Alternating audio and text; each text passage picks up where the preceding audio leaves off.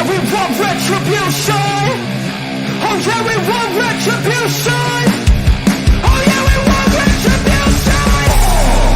Yeah, we ran out of patience. Boil up with the cold hard hatred. I can feel the vibration. Feet in the streets, it's a new sensation.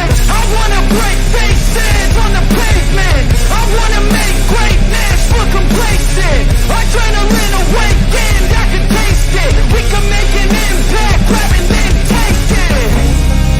Like a disease, bring them to their knees. Thanks 'cause they're deceived. Just like a weed.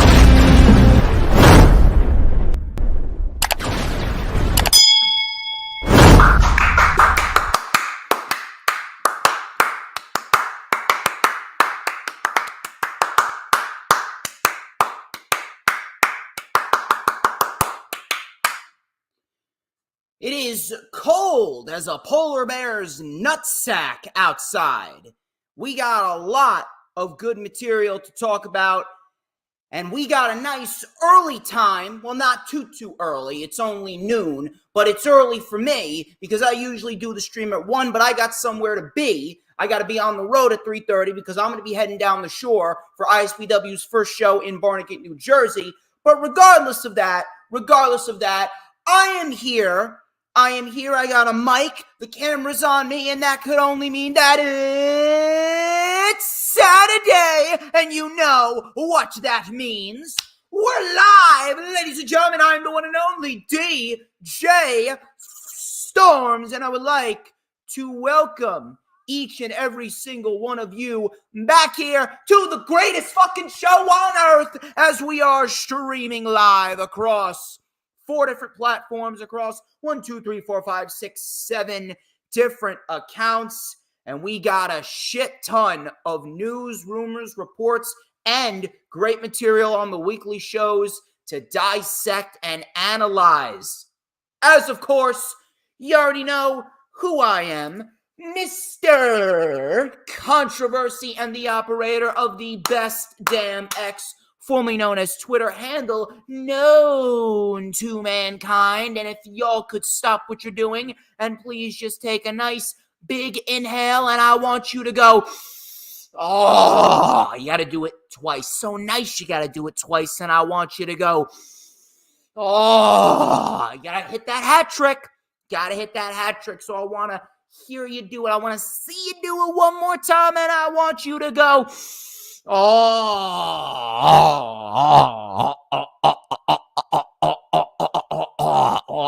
shit. Do you smell that? Do you know what that is right there? That right there is the smell of pure motherfucking excellence. And my God, is it the most glorious smell that you've ever smelt or what? This is the official Lightning Flash update for Saturday, January 20th, 2023. And like I said, plenty of material to dissect and discuss and analyze as we sit just 1 week away from the Royal Rumble. Let me take a sip of my ice water here. That's good. How you doing, John Blaine? How you doing, John Blaine? How you doing, Sarah Hapka? How you doing, Big Boy Facts Johnny TV? How you doing, Final Hoss? 2024 is off to a very hot start, to say the least. I have been putting out a lot of shorts, and my shorts have been blowing up, and I'm really hoping I can keep that momentum going because next week is Rumble Week. I got the rundown for the Royal Rumble on Thursday. That would be Thursday, January 25th, 2024, with good friend of mine, Courtney McCarran. She is actually trained to become a pro wrestler, so I am very, very pleased to have her on next week. And then, of course, we got the Lightning Flash update right before the Rumble. And then next Sunday, the 28th, the co-creator of Hardcore Sports, Mitch Kovsky will be coming on the channel once again. It's been a while since me and Mitch collaborated, but me and Mitch will be collaborating once again for the first time in 2024, and it will be for the rewind for the Royal Rumble that is next Saturday at 2 p.m. I'm glad that the week is over and the weekend is here because I had to work from home all week because there was a pipe burstage in my building. In the office building, a pipe completely burst. I believe it was because of the cold, and water's not pumping through the building. It actually flooded the entire lower floor. So we had to work from home all week. I cannot stand it. I cannot express to you how much I hate working from home.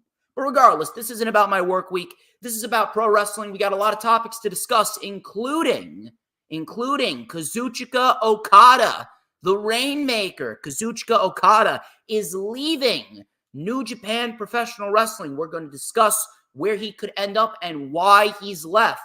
Also, Brock Lesnar is due back on WWE TV as we head into WrestleMania 40 season. Monday Night Raw's formatting could very well be changed drastically should the TV rights be obtained by Amazon Prime.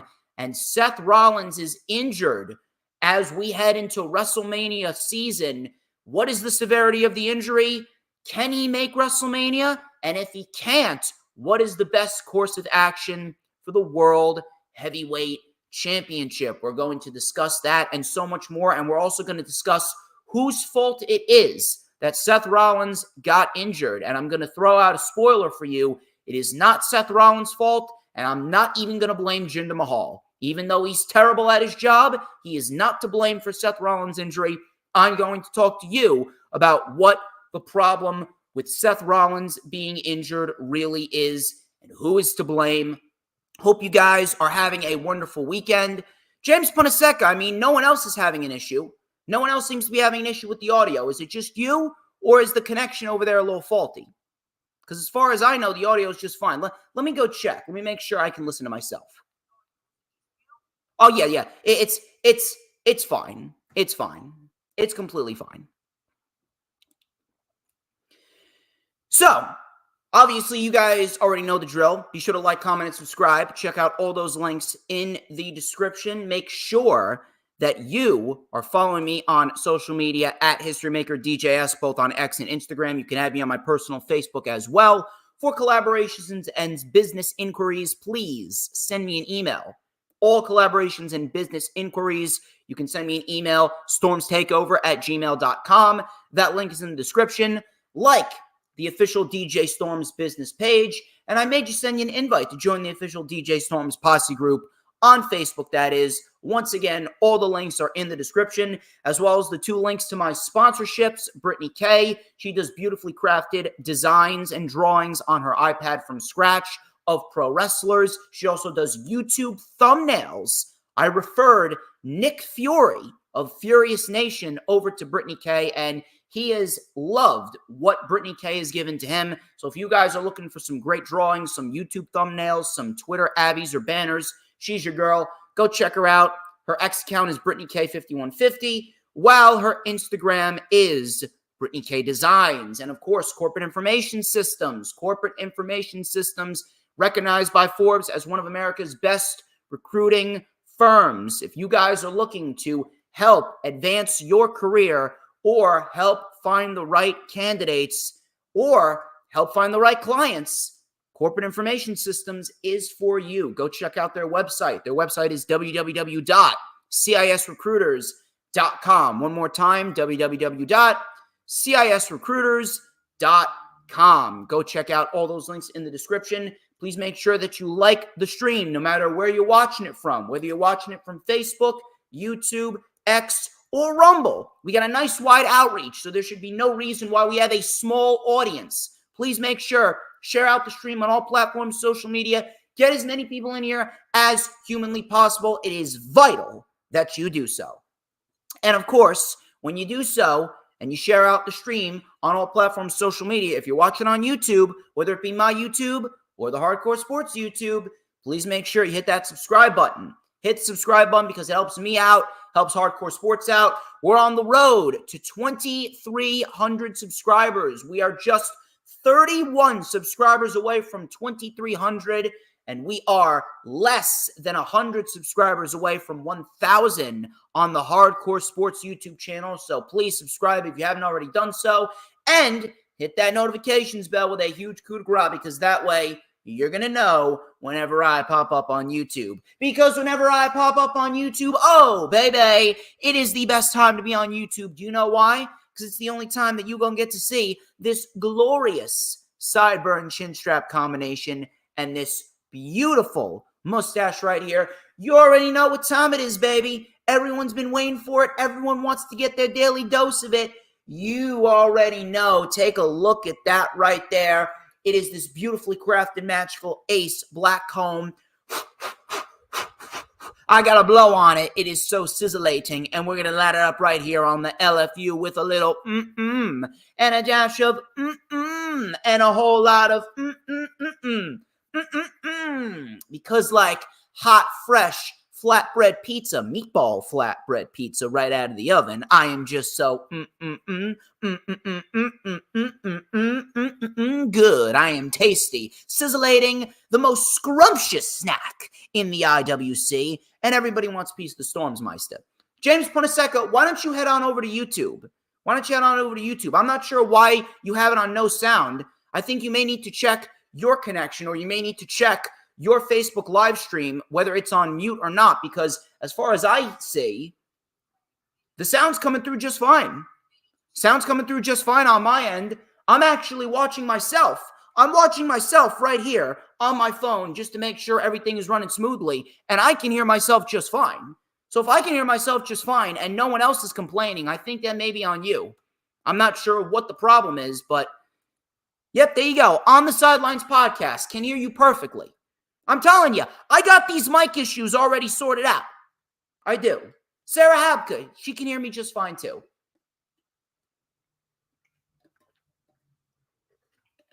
Anyway, we're going to move on with the show. We have a lot to discuss.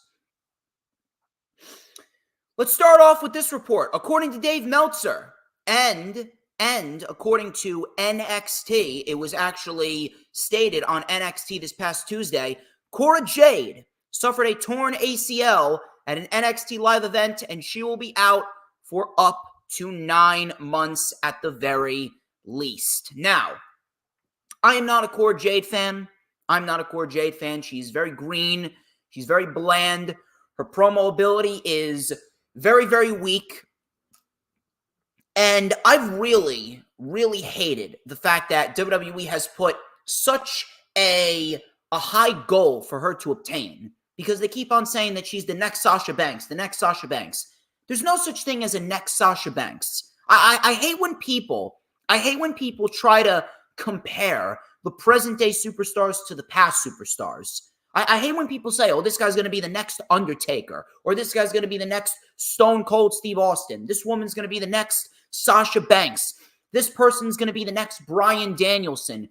There's never going to be another Stone Cold, another Bryan Danielson, another Undertaker, another Mercedes. There will never be another individual that's going to be looked at in the same light as those legends. Not a chance.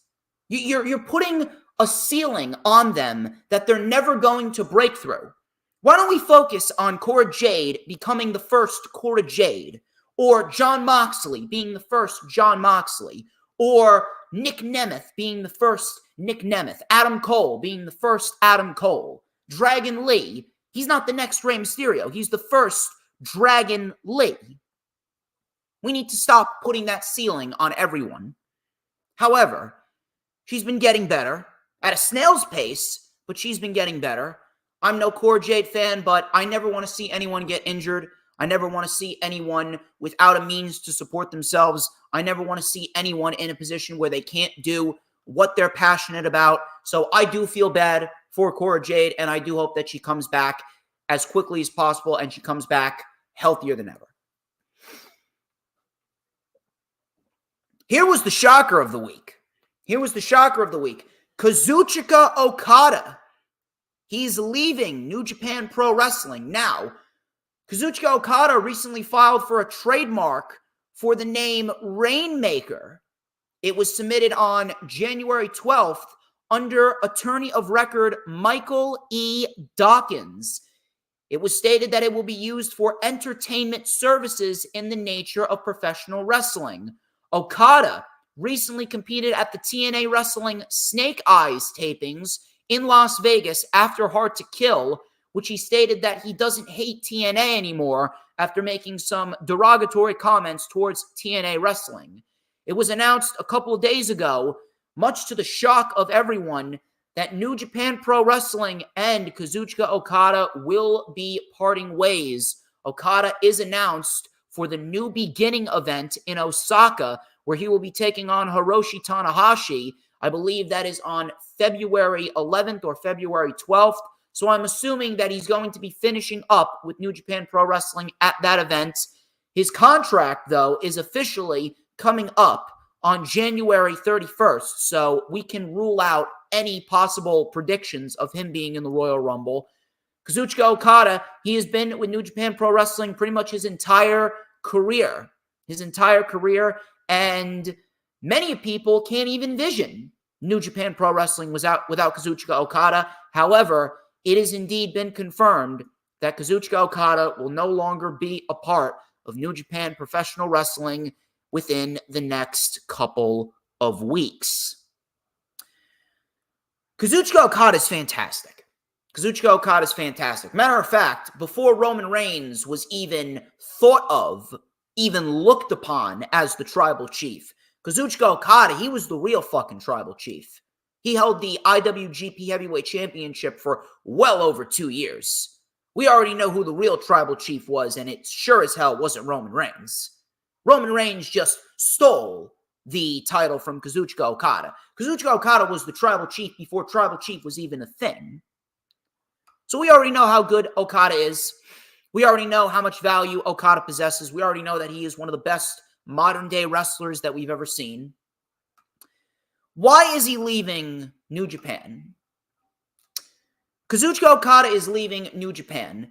The biggest reason that I can come up with is the fact that he knows that the landscape of pro wrestling right now, it is probably the best it's ever been since the days of the Attitude Era. Pro wrestling is thriving. TNA, AEW, New Japan as well, WWE, no matter where you look, pro wrestling is thriving. Why wouldn't a guy like Okada want to dabble in that? Maybe switch some things up, look for a new place to work, experiment. Now, some people are saying that he should go to WWE. I would love to see him in WWE, but where is he going to fit? Where does he fit in WWE as we speak? Every single plan for the championships in WWE, it already seems like it's played out. Meanwhile, on AEW's side of the fence, there is a perfect shoe-in match with Bryan Danielson waiting for him at Wembley. Plus, you got to get Omega and Okada on American soil. I ultimately think he goes to AEW. Now, does that mean that he should never go to WWE? No. But again, you take a look at the plans for the United States Championship and the IC Championship and the World Championships. Everything kind of seems planned out. If anything, if Okada goes to WWE, he'll just be like Dragon Lee. Where's Dragon Lee going? Now, I understand that there's a time and a place for everything, but Dragon Lee, as we speak, he should be on the main roster being built up to be a United States champion or an IC champion. So at the end of the day, what exactly would Okada be doing in the WWE? He'll be playing Ring Around the Rosie in mid-card feuds. Meanwhile, on AEW's side of the fence, there are much bigger things to be had for Okada. Obviously, we already know Bryan and Omega. Those are the two biggest matches that you could do. But you also got Hangman Page over there. You got Swerve over there. You got Samoa Joe over there. You got a lot of the younger guys over there that Okada could work with. With the experience that Okada has, he could very well give some veteran advice to the younger guys. You already got Adam Copeland over there to help the younger guys over there. Okada could fall into that same category. And then on top of that, I mean, Adam Copeland, that's another one. That's another one right there. Adam Copeland said that he wanted to wrestle in the Tokyo Dome. He wanted to wrestle in Japan. Can you imagine if Japan comes to Adam Copeland. Because Kazuchika Okada is New Japan Pro Wrestling. I truthfully don't know what the fuck New Japan is going to do after Okada leaves. They're lucky that they got Nick Nemeth and Matt Riddle. But I can absolutely see Okada potentially going to AEW, and maybe we get a mega match with Adam Copeland. That right there is a dream match that I don't think anyone had on their wrestling bingo cards ever. I'm just saying, as of right now, AEW seems like the better option for Okada, and then maybe after a couple more years, after the landscape of WWE really changes, because I've said it once, I'll say it again, the true process of change cannot really start in WWE until Roman Reigns loses the championship. When Roman loses the championship, and maybe we get Seth Rollins losing the championship as well, and Gunther loses the championship. When those three individuals lose their championships and they move on to other things, that is when the landscape of WWE is really going to start shifting. It's going to start shifting into a new era. Right now, Roman Reigns is still leading that old guard. So when Roman loses the championship, that's going to be step one towards WWE pushing themselves into a new era for the company in general. And that is when Okada is really, really going to be valued. But as of right now, everything seems occupied. Everything seems occupied in WWE. Meanwhile, there's a lot of open spots in AEW, especially for a guy like Okada. Damian Priest, he's Mr. Money in the Bank, and I know a lot of people have been asking, when is he going to cash in? A lot of people have been predicting when he's going to cash in. I truthfully don't know when he's going to cash in, and truth be told, I think that WWE is going to fuck up his cash in, just like they fucked up every other Money in the Bank ladder match winner ever since Moxley won it back in 2016. According to WWE Insider Better Wrestling Experience, Damian Priest's Money in the Bank cash-in is reported to be close. However, no specific date was mentioned. I'm going to hold off talking about this because I actually want to talk about this when I talk about Seth Rollins and his potential injury and where we could potentially see Seth Rollins end up, whether he's on the DL or whether he is able to work WrestleMania and fight CM Punk. Shout out to everyone watching, by the way. Thank you to Sebastian Howard. Thank you very much to Adam Carl. Thank you very much to James Punaseca. Thank you very much to On the Sidelines podcast. You all are fantastic. And I greatly appreciate all the support that you guys have given me over the course of the last 6+ years.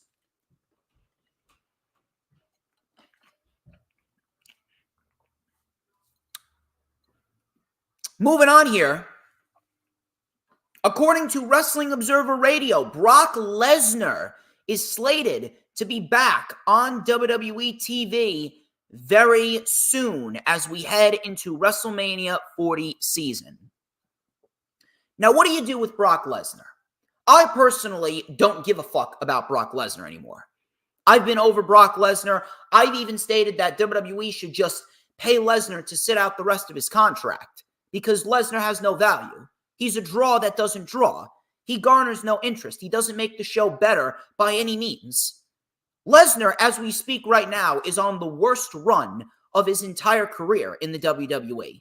Ever since he came back over 2 years ago at SummerSlam 2021, he has had all but 2 good matches. Number 1 was with Roman Reigns in the Last Man Standing match at SummerSlam 2022, and then number 2 was with Cody Rhodes at this most recent SummerSlam. Outside of that, Brock Lesnar has shown that he is a lazy fuck. He doesn't care. But Brock Lesnar, he's coming back for WrestleMania season. It was to be expected. What do you do with Lesnar? I know a lot of people are going to say Gunther. And trust me, I know that that is a money match, but I don't see that happening right now, nor should it. Brock Lesnar has pretty much no value on WWE TV as we speak. And there's not many matches for Brock Lesnar to compete in, minus Gunther, but I have a very good idea. Brock Lesnar is coming back for WrestleMania 40. I know a lot of people have said Gunther, a match with Gunther for the IC title at WrestleMania, and Gunther is further solidified as the greatest IC champion of all time. I get it.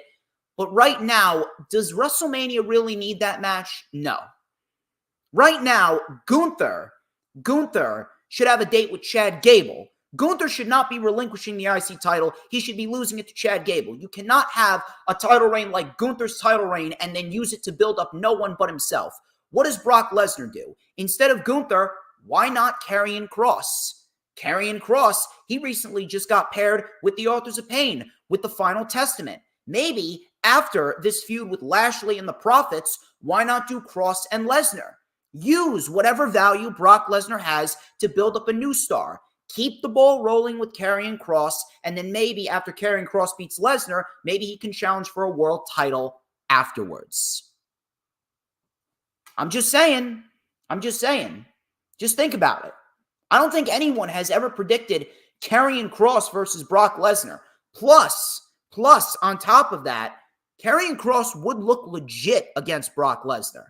Karrion Kross isn't some rinky-dink mid-carder. Karrion Kross is legit. I'm really pissed that it took this long for Karrion Kross to finally get some halfway decent creative, but better late than never. He's got a great faction with the Authors of Pain. Why not continue to build them up? A great way to do that, Karrion Kross, Brock Lesnar, and Brock Lesnar helps put over Karrion Kross. Simple.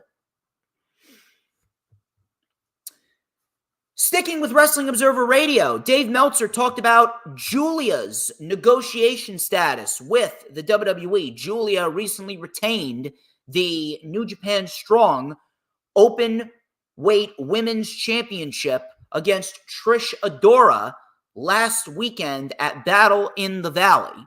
Meltzer revealed that WWE has not offered anything in terms of a contract as far as 2 weeks ago. However, things could easily change as we get deeper into the month of January. Everything has been kept very, very, very close to the chest regarding Julia. And truth be told, I don't know where she's going to end up. At this rate, Julia falls in the same category as Mercedes. I don't know where she's going to end up. I'm not sure what she's going to do. And truth be told, until it actually happens, I'm quite frankly sick of hearing about it. I really am sick of hearing about it. Let's just wait, see what happens. Let's wait and see what happens. Unless we have something definitive, I'm really sick and tired about hearing all of these reports over and over again. She may be signing. She's not signing. There may have been a contract offer. There may have not been a contract offer. It's pretty much the same thing every single time. I mean, it's just these wrestling journalists trying to get something out there. No one knows what the fuck is going on. No one knows what the fuck is going on. It's just the wrestling journalists trying to get something out there for their audience so that way they can remain relevant in the spotlight. This is why I don't like wrestling journalism. I don't even consider myself a journalist. I'm not a wrestling journalist. Never have been, never will be. I don't have any sources. I'm not a journalist. I am an analyst. I analyze shit. I talk about what should happen and what should not happen. I never claim to have sources. But as far as Julia goes, listen, I do think she is going to be a great asset for WWE if they do pick her up, especially in NXT, because they really need to rejuvenate the women's division down there. NXT has absolutely nothing going for them, minus whatever Trick Williams and Carmelo Hayes are doing, because you know for a fact that turn is coming. You know for a fact that Carmelo Hayes and Trick Williams are going to have a big-time matchup going into Stand and Deliver. Last week we talked about Raw. We talked about Raw potentially moving to Amazon Prime. Dave Meltzer, again, a lot of reports from Meltzer this time on the LFU. Dave Meltzer discussed what could very well come of Raw moving to Amazon Prime. He stated that we could potentially see a change in format of the show. Now, what does that mean? Meltzer, he was asked a question from a reader of the newsletter regarding mid-match commercials being done away with. I know that is something that a lot of fans have complained over. Obviously, it's nothing we can really control because in the end, you got to make business. You got to make revenue. How do you do that? Through commercials. Unfortunately, we got to take mid-match commercials. But Meltzer stated that he doesn't know the answer, but he does suspect that there is a chance that mid-match commercials will be done away with, and they will not be a thing anymore if the move to Amazon Prime does indeed take place. Now, after reading this, I'm actually rooting for Amazon Prime to be the new home for Monday Night Raw. Meltzer reported that if Raw moves to Amazon Prime, they could do away with the mid-match commercials. Now, after reading that, I actually want Amazon Prime to obtain the rights for Monday Night Raw. A lot of mid-match commercials can really fuck up the momentum and the flow of a match. Matter of fact, a lot of commercials could fuck up the flow of a show. I know a lot of people have been spoiled because we had NXT Black and Gold back in the day, but if Raw moves to Amazon Prime and they do away with mid-match commercials, I think that could help the overall show. And on top of that, with it being on Amazon Prime rather than cable TV, it could give the opportunity for Monday Night Raw to gain a new audience. How many people that are on Amazon Prime have never heard of pro wrestling? It could very well open up new opportunities that we've never even thought of. So I'm actually hoping it moves to Amazon Prime. If anything, for nothing else more so than doing away with the mid-match commercials. I think that would be a great move. That would be a brilliant move. I know a lot of people, I see so many people on Twitter bitch and moan and complain about the mid-match commercials. Without the mid-match commercials, the show could very well come off a lot better. Again, we were spoiled because of NXT Black and Gold that had no commercials back in the day. And if it did, it maybe had one commercial that lasted 20 seconds, and that was it. Meltzer again. I know people are sick of hearing about Meltzer. I know. Meltzer again. Meltzer came out again with report after report. Meltzer stated that in addition to the Elimination Chamber, Roman Reigns is not slated to be at the Backlash Premium Live event in France. Meltzer stated, and I quote, Roman Reigns is not on the Australia show. He's not on the Paris show, Backlash either, by the way. For fans over there, Roman's going to be wrestling at the Royal Rumble, and then his next big match, he could do a TV match, but he's going to wrestle at the Rumble, and then his next match is going to be his WrestleMania match. After that, I presume it's going to be Saudi Arabia and SummerSlam, and I quote. So if anything, that would put Roman Reigns at 4 matches for the year 2024. I mean, I really don't know what I could say regarding Roman Reigns. Matter of fact, there is nothing that I can say regarding Roman Reigns because everything that I say regarding Roman Reigns is just rinse and repeat. You already know what I feel about Roman Reigns. You already know what the deal is with Roman Reigns. At this rate, I sound like a broken record, and I'm just reiterating and repeating the same thing over and over and over again. But you know what? I'm going to have to say it because some people haven't gotten it through their thick fucking skulls. I don't understand how we have report after report about Roman Reigns like this coming out, right? We have a report that Roman Reigns, he's not going to be at Survivor Series. He's not going to be at the Elimination Chamber. He's not going to be at Backlash. He's not going to be here. He's not going to be there. He's going to be wrestling at Rumble, WrestleMania. That's it. I don't understand how there are legitimate people. There are wrestling fans, if you even want to call them fans. I call them retards. But there are legit wrestling fans that sit there and they read these reports and they say to themselves, yeah, Roman Reigns should keep the championship. Oh, they don't need to take the title off of Roman Reigns. Oh, yeah, let's do Rock versus Roman at WrestleMania. Yeah, let's do Rock and Roman at WrestleMania. Let's have Roman break Hulk Hogan's record. And then we can go and do Cody Rhodes and have him finish his story next year at WrestleMania 41. Yeah, we don't need to worry about Roman Reigns not appearing at all these shows. Yeah, who cares? These people are legit the reason why professional wrestling is looked down upon. They're the reason why WWE was in such a shit position for the longest time under Vince. I don't understand how anyone with a functioning brain can look at these reports, read these reports, and say to themselves that Roman Reigns should still remain the champion. Oh, but he does good business. Fuck business. He ain't doing shit for business. I've said it once, I'll say it again. The only reason why SmackDown is over 2 million is because they're on Fox. When they move to USA, they will be in the exact same position as Monday Night Raw. People need to take business out of their vocabulary when they're talking about pro wrestling. People need to take the word draw out of their vocabulary as well. Roman Reigns is not a draw. He never was and he never will be. There is no such thing as a draw in 2024. Nobody draws anymore.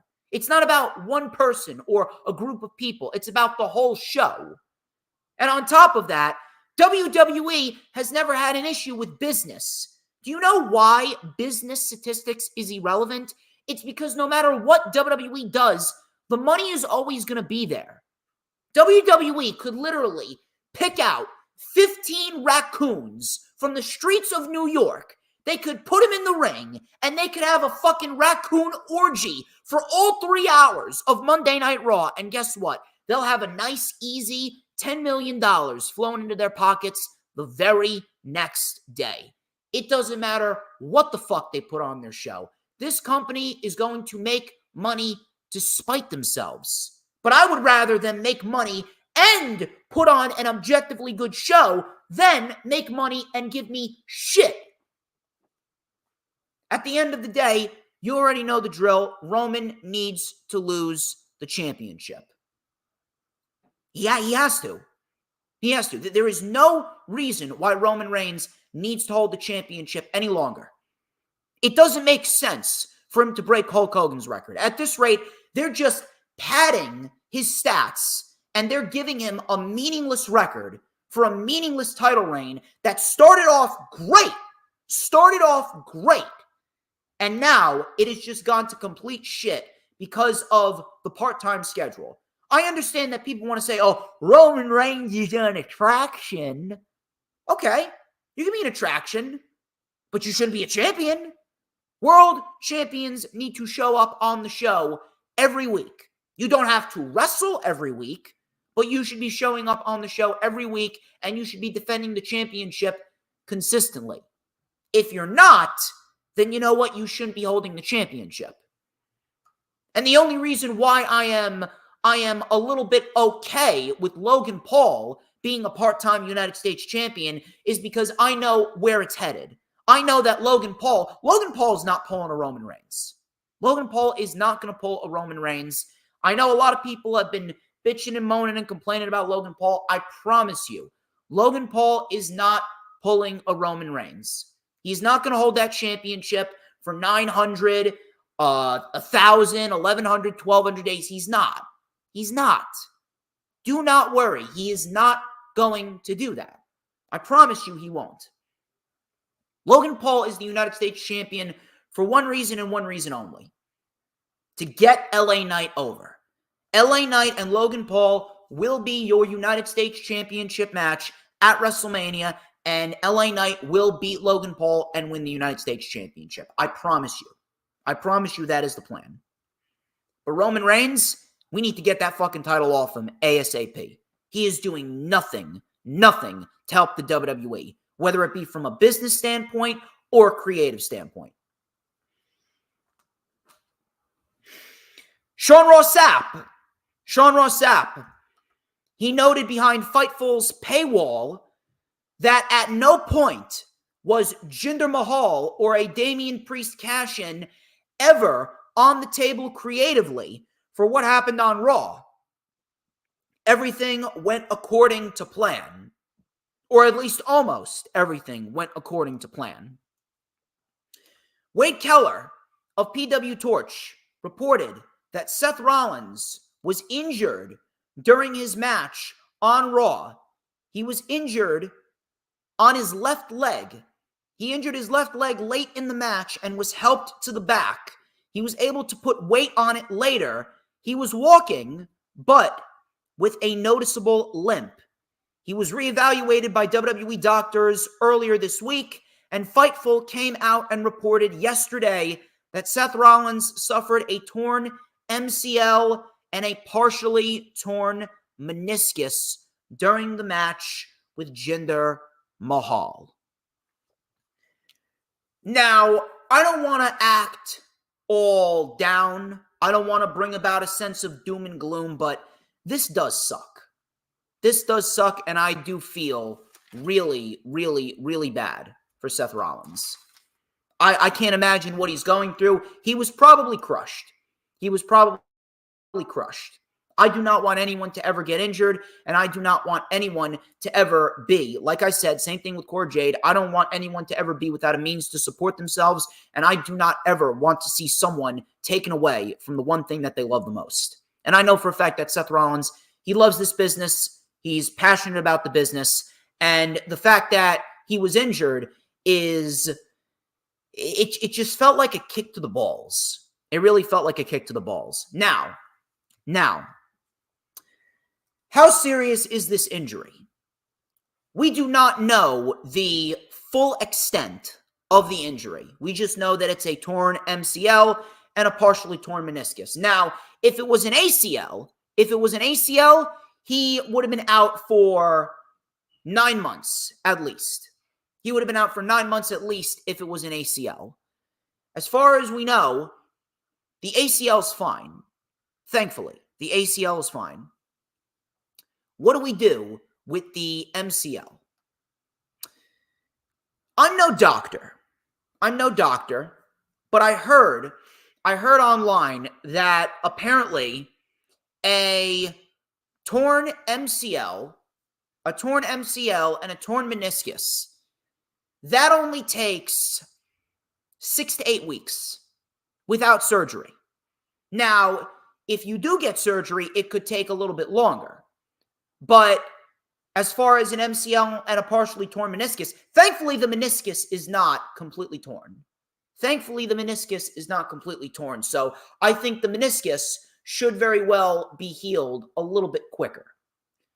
But as far as I know, the MCL and the torn meniscus, that'll take about 6 to 8 weeks. Realistically speaking, Seth Rollins could make WrestleMania.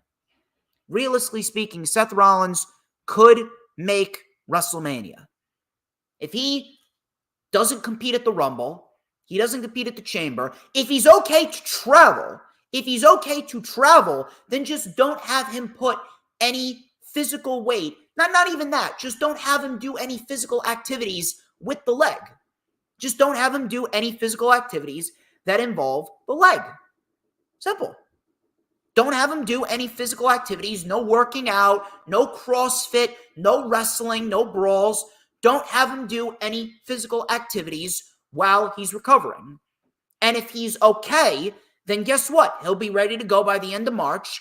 WrestleMania Night 1's on April 6th. You can have the match with Punk, and then you can reevaluate yourself and see what you need to do after the match with Punk. It's not the end of the world. Now, if he's injured further, they're going to have to strip him. I do not want anyone to throw down any blame towards any of the participants in that match. Do not blame Indus-Sher. Do not blame Seth Rollins. Don't even blame Jinder.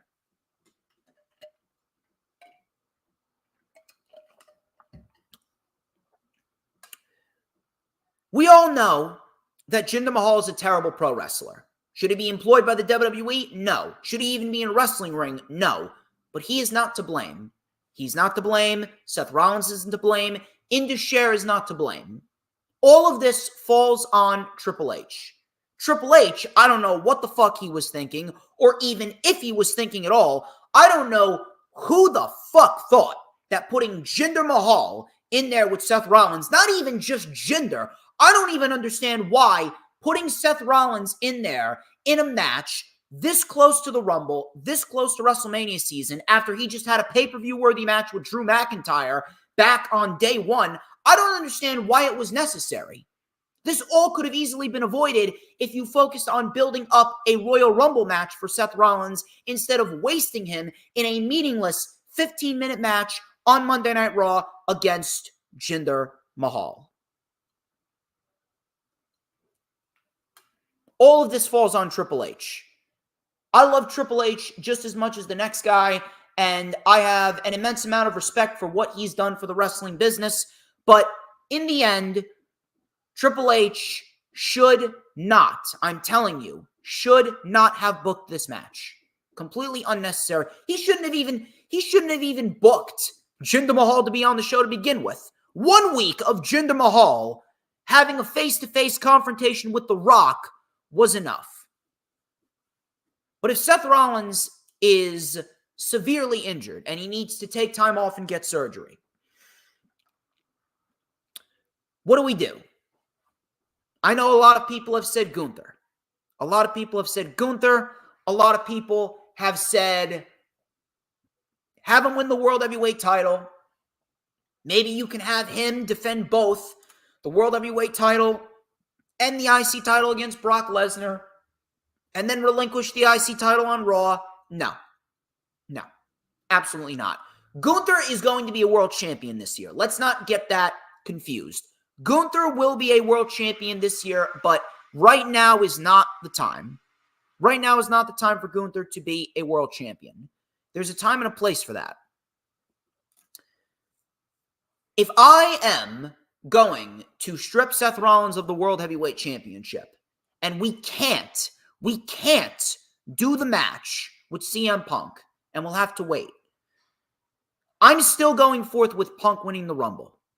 I'm still going to go forth with Punk winning the Rumble, and I am putting the World Heavyweight title on the line inside the Chamber. That is the best course of action to make the Chamber feel important and make the Chamber feel must-see. If Seth Rollins is injured and he can't make WrestleMania and you got to strip him, Punk still wins the Rumble. We put the title up on the line inside the Chamber, and you give the title to Drew McIntyre. I know a lot of people have been saying that Drew deserves a world championship. It just wasn't his time. But now that Rollins is injured, now's probably the best time to give Drew another world title reign, even though it's not going to last long. Now, I don't see Drew McIntyre sticking around. I see Drew McIntyre leaving WWE and going to AEW after WrestleMania. But if Drew wins the world championship, a match with Drew and Punk is just as big of a match as Rollins and Punk. Some people may prefer that match over Rollins and Punk.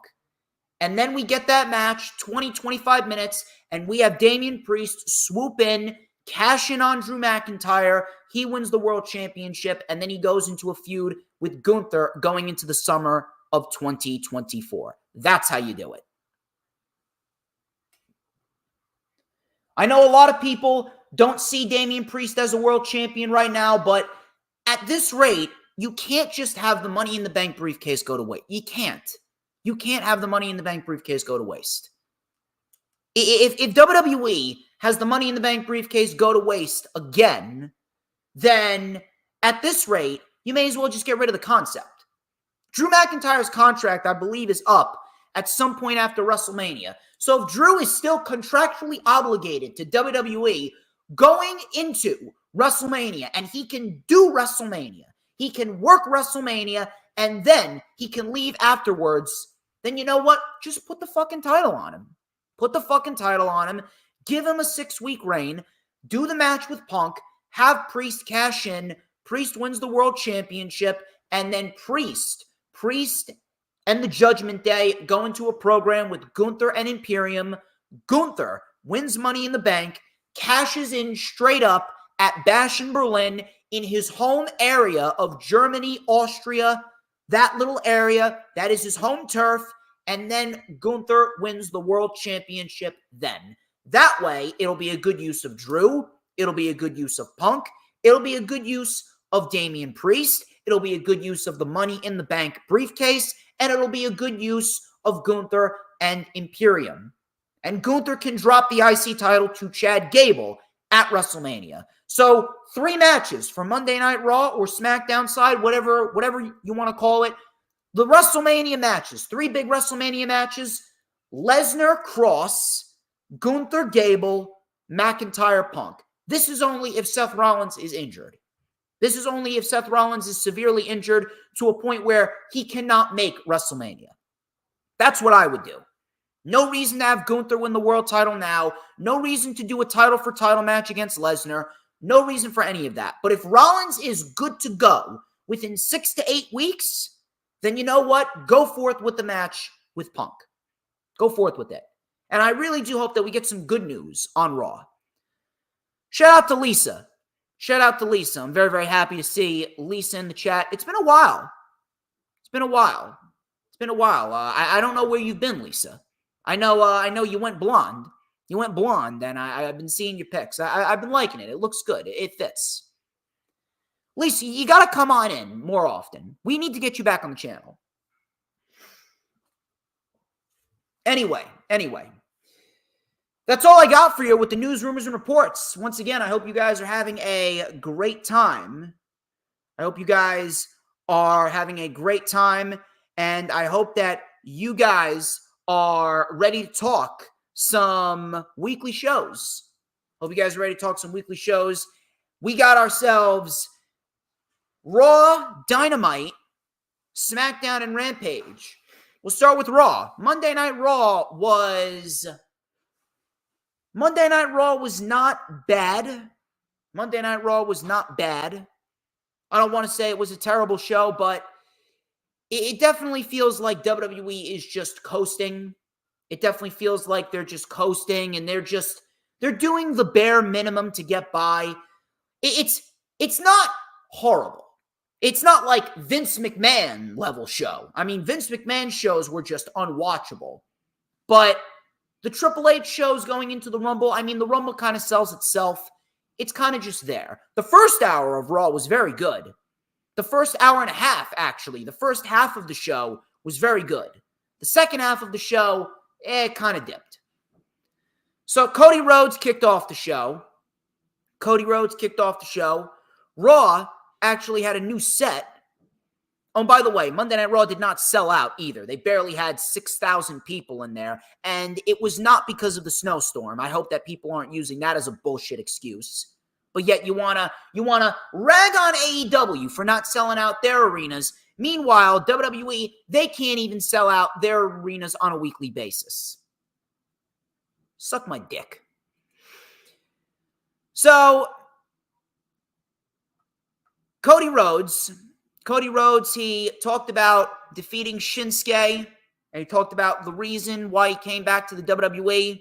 The Rumble is right around the corner, and he said that he has every intention of winning the Royal Rumble. This was before Drew McIntyre came out, and Drew McIntyre goes, well, what do you want to talk about? He said, we haven't had a chance to properly catch up. See, we grew up in WWE together, and I have to say that I'm proud of you. Look at us both now and how far we've come. You know, we were WWE Tag Team Champions at one point. We were the Dashing Ones. I can't believe we didn't go to the top with that name. Drew McIntyre said we didn't have the perception that we have now. We had to leave WWE to get our heads screwed on right. We redefined pro wrestling. And do you remember the last match that I had before returning to WWE? It was against you. And you said that I would be a future world champion. And I did. I've done it twice. And now I'm going to tell you that you are going to finish your story. But not before I finish mine, said Drew. Cody goes, is that so? Is that so? You know, a lot of people could win the Rumble. You could win. I could win. Jey Uso could win. CM Punk could win. I wouldn't count anyone out. So Drew then said, you know what, Cody, you just have to be yourself. You don't have to wear a suit like you're running for office. You don't have to smile all the time. If anyone has an issue with the real Cody, just drop them on their ass. Cody then said, this isn't an act. This is not an act. This is what I love. This is what I love. And the difference between you and me is that I'm grateful for my second chance and you're complaining about yours. Drew then went on to say, why did you bring Jey Uso back? Why did you endorse CM Punk? I like you, and I wish we weren't having this conversation, but you're in my way, and I am this damn business. I'm not working for the damn business. I don't put the damn business on my back. I am this damn business. The story belongs to Drew McIntyre. Cody said, you know, it's always if with you. You wish, rather. He said, you wish I lived with grievances. But if I look to finish my story, all I have to do is look here, and he pointed to his heart, and look there, and he pointed to the fans.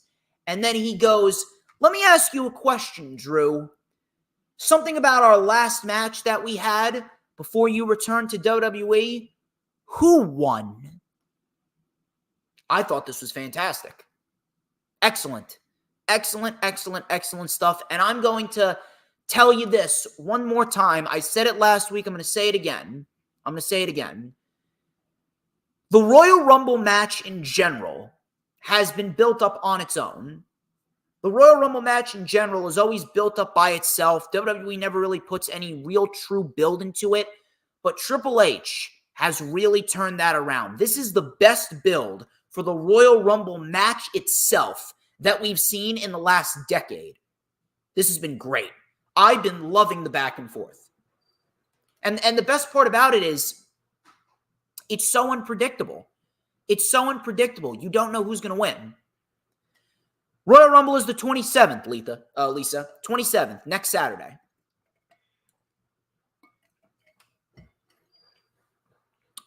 DIY versus Dominic Mysterio and JD McDonough. I thought that this was a very, very good tag team match, and DIY is really starting to be that spark of adrenaline that the tag team division has really needed. This match went nearly 20 minutes, and it damn sure delivered. So, Gargano, he fought back with a rolling kick. He made a tag to Ciampa, but the ref didn't see it. So Gargano was still technically the legal man. Coming back from a commercial, we had a tag to Ciampa, clotheslines to both JD and Dom, double leaping lariat, reverse DDT for a 2, tag to Gargano, he rolled up Dom for a 2. We had a double team suplex powerbomb by DIY. JD saved it. We had a headbutt, super kick by Gargano, super kick by Dom, discus lariat, and everyone was down. Crowd was chanting, "This is awesome." JD with a Spanish fly and a beautiful moonsault on Ciampa. JD got a 2. Dom was then hit with a knee by Ciampa. DDT by Ciampa on JD. Tag to Gargano. They hit the meeting in the middle, and DIY get another victory. And I really do hope that we are building towards DIY versus the Judgment Day at WrestleMania, and that is going to be where DIY wins the tag team championships. That should be a good one. Chelsea Green and Piper Niven, they took on Candice LeRae and Indy Hartwell. This was extremely lame. This really wasn't anything of substance, and the women's tag team division has absolutely zero heat. Zero heat whatsoever. I don't even know why the women's tag team titles are still a thing. It's almost as if it's not Katana Chance and Kaden Carter, nobody gives a shit. Indy Hartwell and Candice LeRae, they win with a very sloppy assisted lion salt. I'm not really sure where they're going, but it is what it is. Candice, I cannot even express to you how criminal it is that Candice LeRae, one of the best women's wrestlers on the planet, she is being subjected to this garbage. Candice LeRae should be a singles wrestler. Fuck tag team wrestling. We need to get rid of the women's tag team titles, okay? I don't mind there being duos for the women, but we need to get rid of the women's tag team titles. Shit is not doing anything for them. It's not. We had Ludwig Kaiser. Ladies and gentlemen, I am the one and only DJ Shizzle Dizzle. Ludwig Kaiser, he introduced Gunther. Gunther came out looking like a beast. Gunther said that I can feel the desperation around this place. I saw my fellow superstars arguing, saying who's going to win the Rumble. Last year, I entered at number 1 and I made it all the way to the end. I was 1 elimination away from winning. This year, I will win the Royal Rumble and I will main event WrestleMania. But now I want to focus on you, Ludwig. Let's revisit what happened while I was away. So they played the clip of Ludwig Kaiser just destroying Kofi Kingston. Gunther said that he loved what Ludwig did to Kofi. He said, well done, and he hugged Ludwig. All of a sudden, Xavier Woods came out, and he was all serious. He was all serious. No dancing, no hip thrusting, no Texas two-stepping, nothing. So Woods came out and he said, we got a problem. You're the reason why Kofi is not here tonight. But I'm here. And I am going to step up. And if you're going to step up, you better step up too. Or do you have to ask your daddy permission first? Said Xavier. Crowd chanted, who's your daddy? Ludwig said, you dare to challenge me? You know, what I did to your friend is nothing compared to what I will do to you. I accept. So we get Xavier Woods versus Ludwig Kaiser. And Xavier Woods, no happiness. No happiness, no smiling, no trombone, no nothing. Xavier Woods came out all business. This is what I like. Serious New Day. This is what I want to see. I want to see Serious New Day. The more that we see Serious New Day, the better. So we actually got a very solid match here up until the DQ. So we had some punches and slaps and chops being thrown down. Woods with a wrecking ball dropkick. Woods was actually bleeding from his mouth. So Kaiser was then taken over the announce table by Woods. Woods then threw an announce table chair at Ludwig Kaiser. So Woods took the announce table chair, just hurled it at Ludwig Kaiser. It actually reminded me of when Braun Strowman hurled an announce table chair at Roman Reigns all the way back in the day. So after that, obviously it caused the DQ. Kaiser then teased stomping Xavier Woods' head into the steps. Kaiser was able to escape through the crowd because Xavier Woods fired back with a drop kick. So Woods showing some more seriousness. This is what I want to see. So the more that we see Serious New Day and Serious Imperium, the better. The fact that Imperium is really developing a nice mean streak.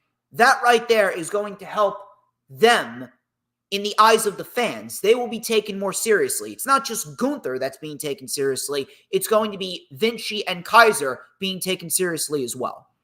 And the New Day, New Day is self-explanatory. Xavier Woods, I've said it once, I'll say it again.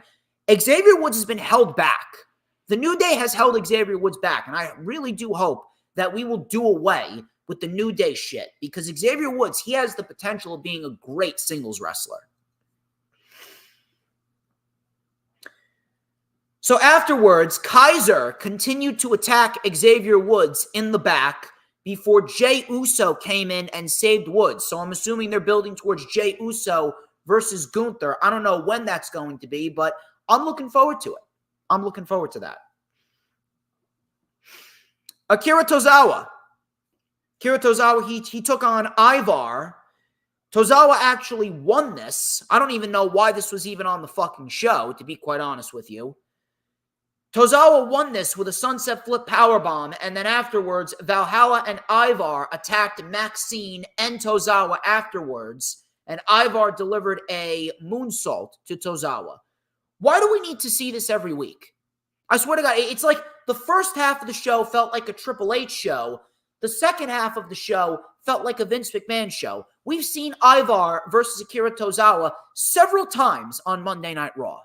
We need to move away from the Alpha Academy Viking Raiders shit, and we need to get Chad Gable in there fighting Gunther. We need to get Chad Gable being built up to fight Gunther at WrestleMania and being built up to beat Gunther for the Intercontinental Championship. That's what we need. Rhea Ripley, she came out. Rhea Ripley came out. The crowd was chanting, "Mommy, Mommy." She said that she is sick and tired of Nia Jax and people like her saying that this is their division. She is the ruler of the division, according to her. And you know what? A lot of people are not going to argue that. She goes, "Let me tell you something. If you want your WrestleMania to be wasted, then you can choose me. But if you don't want to waste that opportunity, choose someone else, because Mommy is always on top." All of a sudden, Becky Lynch came out. And this is where things started to get interesting, but it felt like they didn't go full throttle. It felt like they did not go full throttle with Rhea Ripley and Becky Lynch.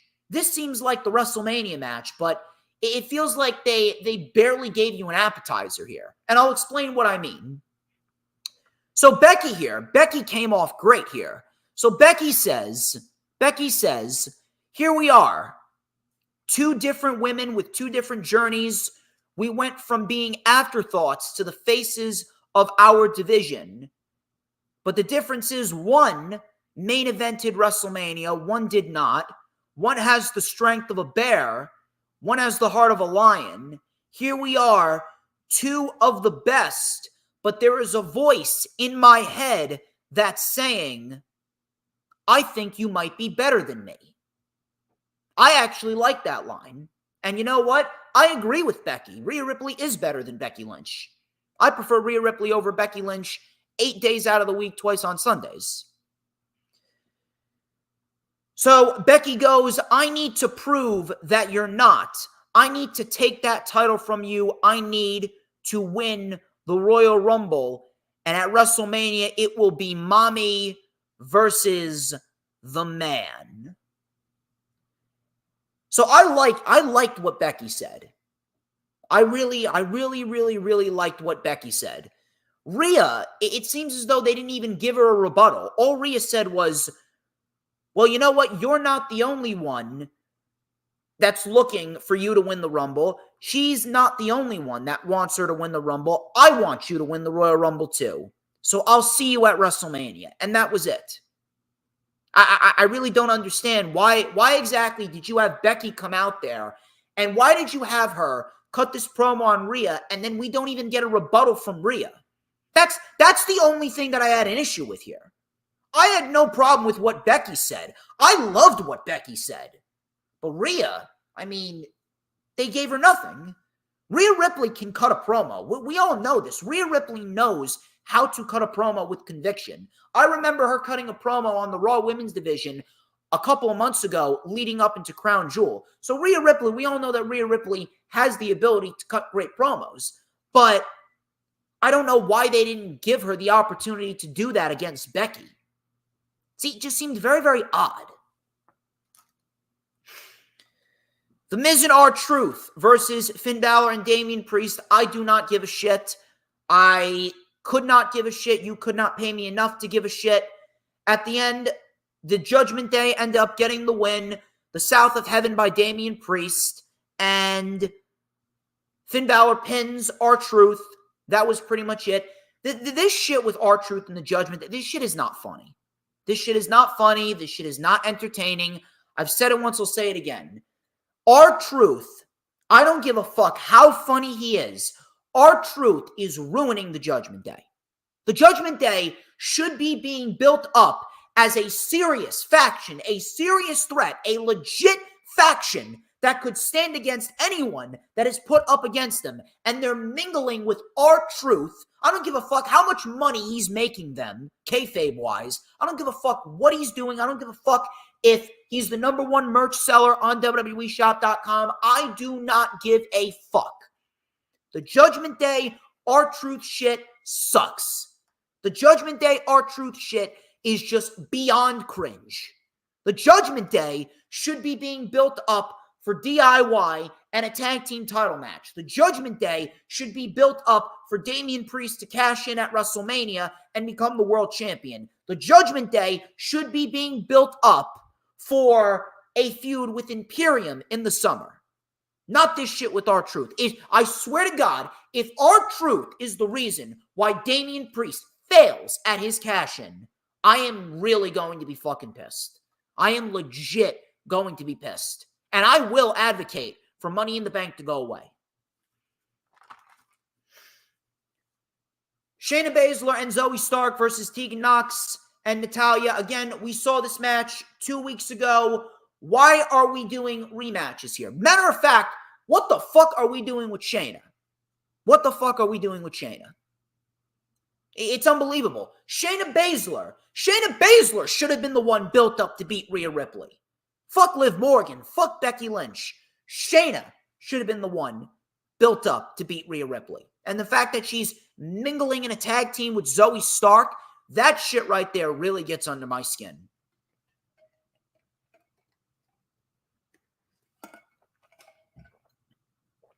Next week, if you want a reason to watch Monday Night Raw next week, no other reason other than a face-to-face with Cody Rhodes and CM Punk. That's going to be interesting. The main event, Seth Rollins versus the modern-day Suck-My Kakaraja, Jinder Mahal. World Heavyweight Championship. 14 minutes. I could not give a single fuck about this match. Was it the worst match I've ever seen? No. Listen, I have seen much worse. If I was given a choice between what we saw last year at SummerSlam with Ronda Rousey and Shayna Baszler versus right here with Rollins and Jinder, I'd pick Rollins and Jinder 10 times out of 10. But that doesn't mean it was a good match. It has already been forgotten about. It shouldn't have taken place. I'm still trying to figure out what reason we had for doing Seth Rollins and Jinder Mahal. All this match did was make Tony Khan look right. All this match did was make Tony Khan look like a genius. Now, was the Twitter tirade necessary from Tony Khan last week about Jinder Mahal? Of course not. That wasn't necessary at all. But was he wrong in what he said? No. Now, it was unnecessary in the sense of Tony Khan does not need to tell us that WWE has problems. That is my job. I've already said that. It's my job to tell you that WWE has problems, or AEW has problems, or TNA has problems, or whatever show I'm watching. That's my job. That's not Tony Khan's job. So it came off as Tony Khan is not even acknowledging the issues that his own company has. That was the problem. But was he wrong in what he said? I mean, after this match, I don't know how anyone can look at what Tony Khan said and say that he was wrong. Sure as hell wasn't wrong to me. Matter of fact, Triple H made Tony Khan look better than Tony Khan has made himself look better on Twitter. Triple H, in 15 minutes, made Tony Khan and AEW look better than his own company. Why did this match happen? I cannot name you one good reason. Please, can someone name me one good reason as to why this match happened? So, Indus got involved. We had Damian Priest coming out. Drew McIntyre and Damian Priest, they got into a brawl. Jinder with a gutbuster for a close 2 count. Veer and Sangha, they aided in a distraction. We had a briefcase off of the face of Seth Rollins, and Jinder Mahal hit the Colossus. He hit the Colossus. Rollins kicked out. Thank Christ, I almost had a stroke. Indus were then ejected. Rollins then with the stomp, and Seth Rollins retains in what was a very bland, very generic, very basic match. If you want an adjective to describe Jinder Mahal, all you need to do is, matter of fact, you don't even need to look for an adjective in the dictionary. All I want you to do is go find a house. Go find a house. Go find a museum of some sort. Go find any place in the world that has a white wall. Just a bland, plain white wall, and stare at it. Stare at it for about 2 minutes. Are you bored? I sure as hell would get bored doing that. That's Jinder Mahal. Jinder Mahal is as bland, as generic, as plain, as boring as you can get. If you want the definition of bland, you look up Jinder Mahal in the dictionary. All Jinder Mahal is a great look and a great theme song. The Indian rap theme song, I think that's a great theme song. But outside of that, Jinder Mahal can't cut a promo. He's as stiff as a fucking board. He can't do anything that I can't do. Seriously, I'm not even a fucking wrestler, and I can do every single one of Jinder Mahal's moves. If you put me in a ring for a day, to train for a day, I will leave at the end of the day after I'm done training, knowing how to do every single move that Jinder Mahal knows how to do. I could have reenacted every single Jinder Mahal match if I wanted to. And now, Seth Rollins is injured. How injured, we don't know. I hope it's not too serious. But Monday Night Raw, first half of the show was very good. Second half of the show, it just took a nosedive. Dynamite, however, that was not the case with Dynamite. Dynamite was hot. Dynamite had direction. It had a sense of purpose. And we had a lot of good material coming out of Dynamite this past Wednesday. I know a lot of people were complaining about the Daily's Place show. I want to clear some shit up. Let's not act like the Daily's Place show was terrible. Was it a terrible show? No. The first hour of the show was actually very solid. If you take a look back at that first hour, we had a very fun 8-man tag. We had Hangman and Claudio. They put on a great match. We had a great promo between Hangman, Swerve, and Joe. And then Hook got himself into the mix. So let's not act like Dynamite last week was a god-awful show. But the second hour of the show, and this is what I've always said, the second hour of the show, you can tell when something is out of structure. You can tell when something is not fully structured. And that second hour of Dynamite last week, that did not have a good structure at all. Matter of fact, there was a lot of disappointing things on that second hour of Dynamite. Ricky Starks and Sammy Guevara, that was a very disappointing match. The Brian Keith and Roderick Strong match, I mean, why did we need that match? I understand that Roderick Strong is going out there and winning matches, and I appreciate that. Roderick Strong is winning matches, and Roderick Strong is earning his way to an international championship match with Orange Cassidy. Great. And then, of course, the main event felt rushed. So we had one unnecessary match, one disappointing match, and then one match that was extremely rushed. So that's where the disappointment came in last week. This week's show, you take a look at the show from start to finish, everything had a sense of direction, everything had a sense of purpose, and everything flowed very nicely. This show was very well structured. And I hope that this continues. I really hope that this continues. By the way, South Carolina was hot. South Carolina was hot.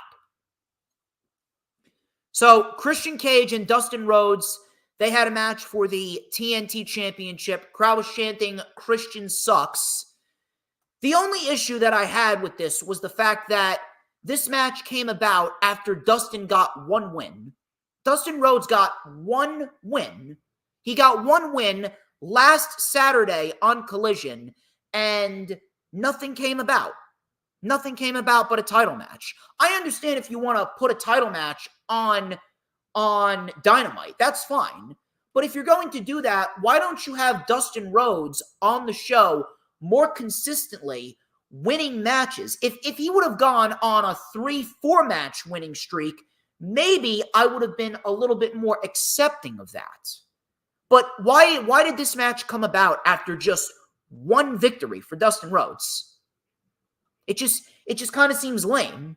I mean, look at what Adam Copeland is doing. Adam Copeland said that he is earning his way towards another TNT title match. He's already on a 2-match winning streak. He's working with the younger guys. He's going to have another open challenge tonight, and he's probably going to win, and then he would be on a 3-match winning streak. Then it would make sense for him to get a match against Christian Cage. But one victory for Dustin Rhodes, and he gets a TNT title match, doesn't really sit too well. However, this was a very good match. Dustin Rhodes, it's almost downright scary how good Dustin Rhodes is, even at his age. Dustin Rhodes is phenomenal. So Dustin Rhodes came in with a nice snap power slam, and he sent Christian flying over the steps. We had a big chop on the floor. Cage then took over, soaring over the top rope, taking out Dustin. We had a diving headbutt by Christian, missed. We had an atomic drop and a big boot by Dustin, running bulldog for a 2. Slingshot into the buckle, uppercut by Dustin, and a code red. Dustin Rhodes does a very nice code red. So after the code red, we had Christian Cage taking over once again. We had a frog splash connecting perfectly. Dustin Rhodes kicked out. Cage then brought in the title. Dustin Rhodes rolled up Christian, but Nick Wayne reversed it behind the referee's back, and Dustin was able to kick out. Christian then went up. Dustin Rhodes had Christian in the corner. We had the unnatural kick right to the balls. Superplex connects. Roll through by Dustin. Crossroads. Christian barely kicked out. Dustin then took out Nick Wayne and Luchasaurus. He took out Nick Wayne with a Canadian Destroyer on the floor. Christian then with a spear. Kill switch. But Dustin Rhodes kicked out. And at this rate, Christian Cage says, all right, you want to kick out of one kill switch? Let me give you another one. Christian Cage hooks him. Kill switch engaged. And after the second kill switch, Christian Cage retains 1, 2, 3. Dustin Rhodes, absolutely fantastic, even at his age. And Christian is self-explanatory. Christian Cage is one of the best acts in all of professional wrestling. And right now, his career is probably seeing the best that it's ever seen. I'm not even lying. This may be the best work of Christian Cage's career. This is the best work that I've seen Christian do since his days of one more match with Randy Orton. Renee Paquette, she interviewed Swerve Strickland. He talked about being the most talked about man coming out of the Continental Classic. He says that he respects Adam Page as a great in-ring performer, but guess what? He couldn't beat me now, could he? I've already beaten him twice, so I have no reason to do it again. Whose house? Swerve's house.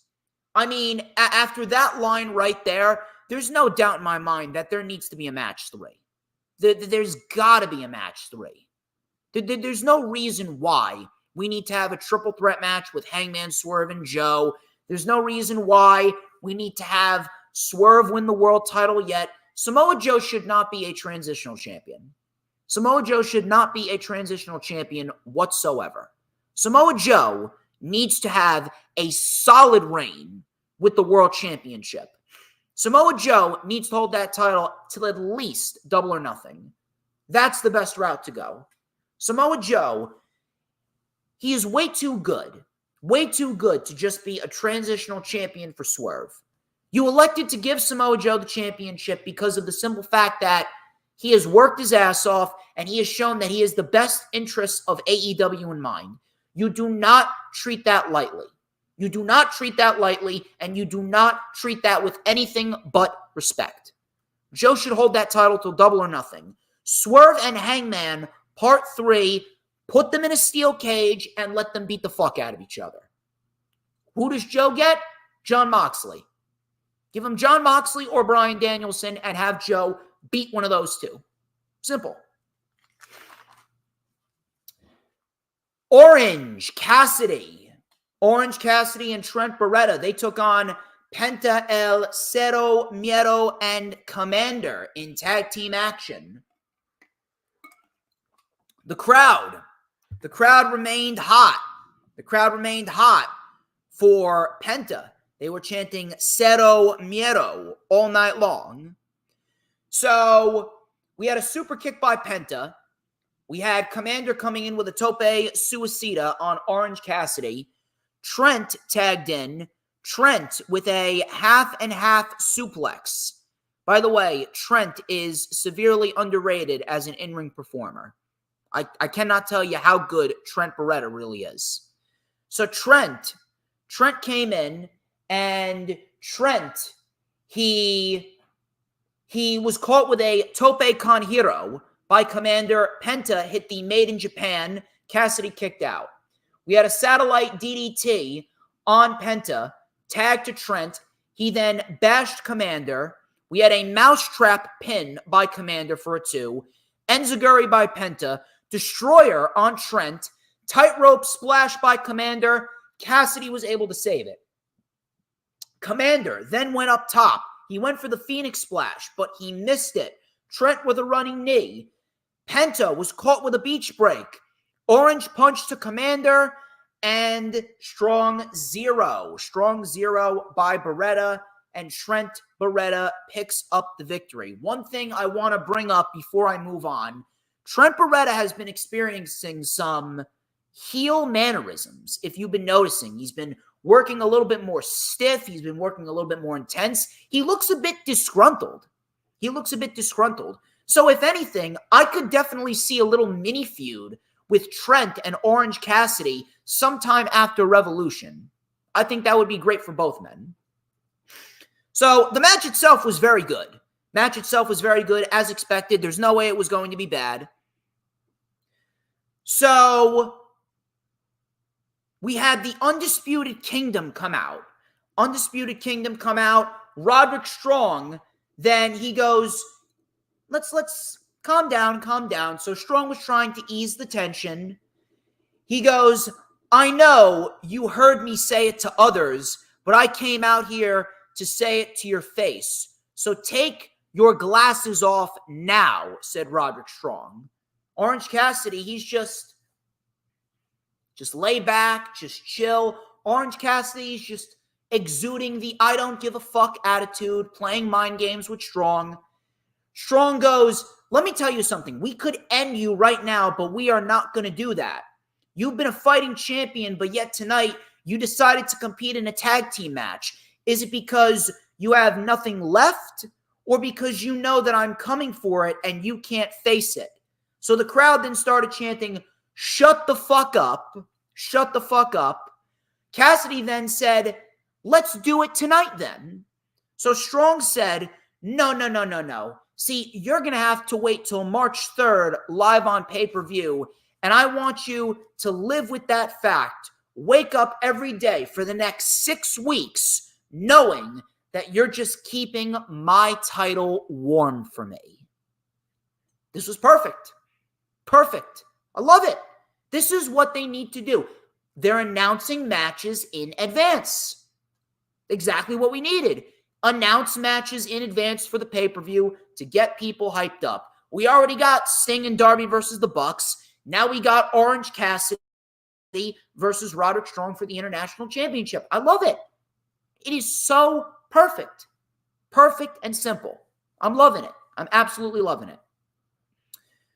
So afterwards, the Undisputed Kingdom, they backed off. They backed off, and we got our International Championship match booked for the show.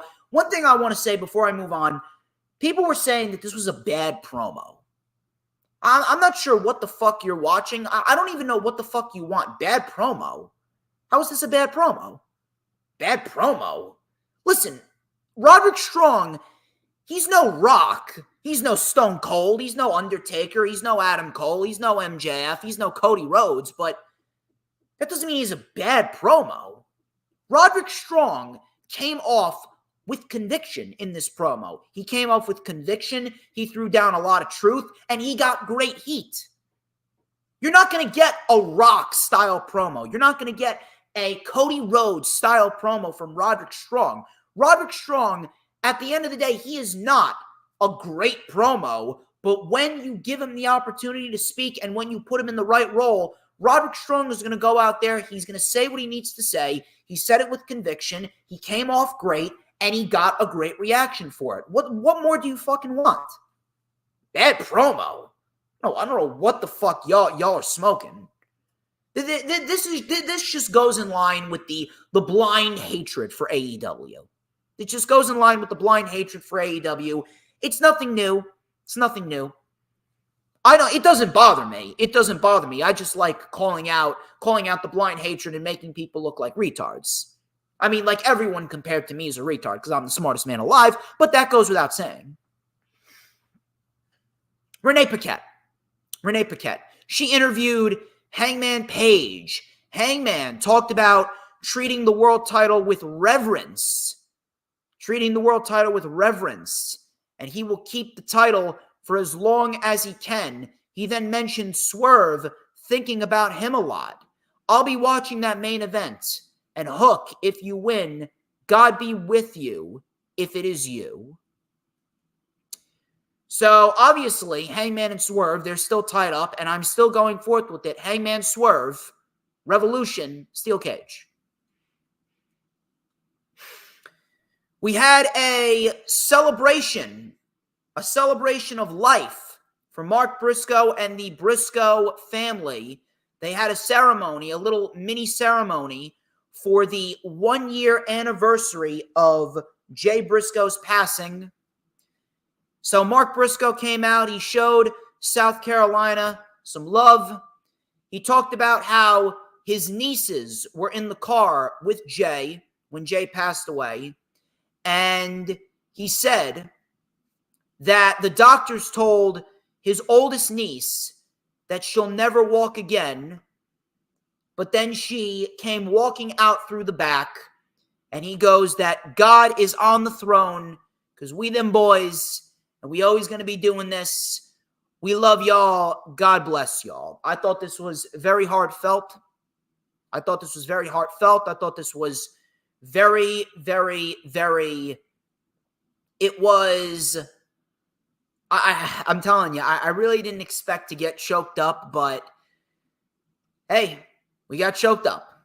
I thought it was a great tribute to Jay Briscoe on the 1-year anniversary of his passing. And if I was them, if I was Tony Khan, I would absolutely book Mark Briscoe to win the Ring of Honor World Championship at Supercard of Honor in tribute to Jay Briscoe. That's what I would do. I think that would be a great moment for him and for Ring of Honor.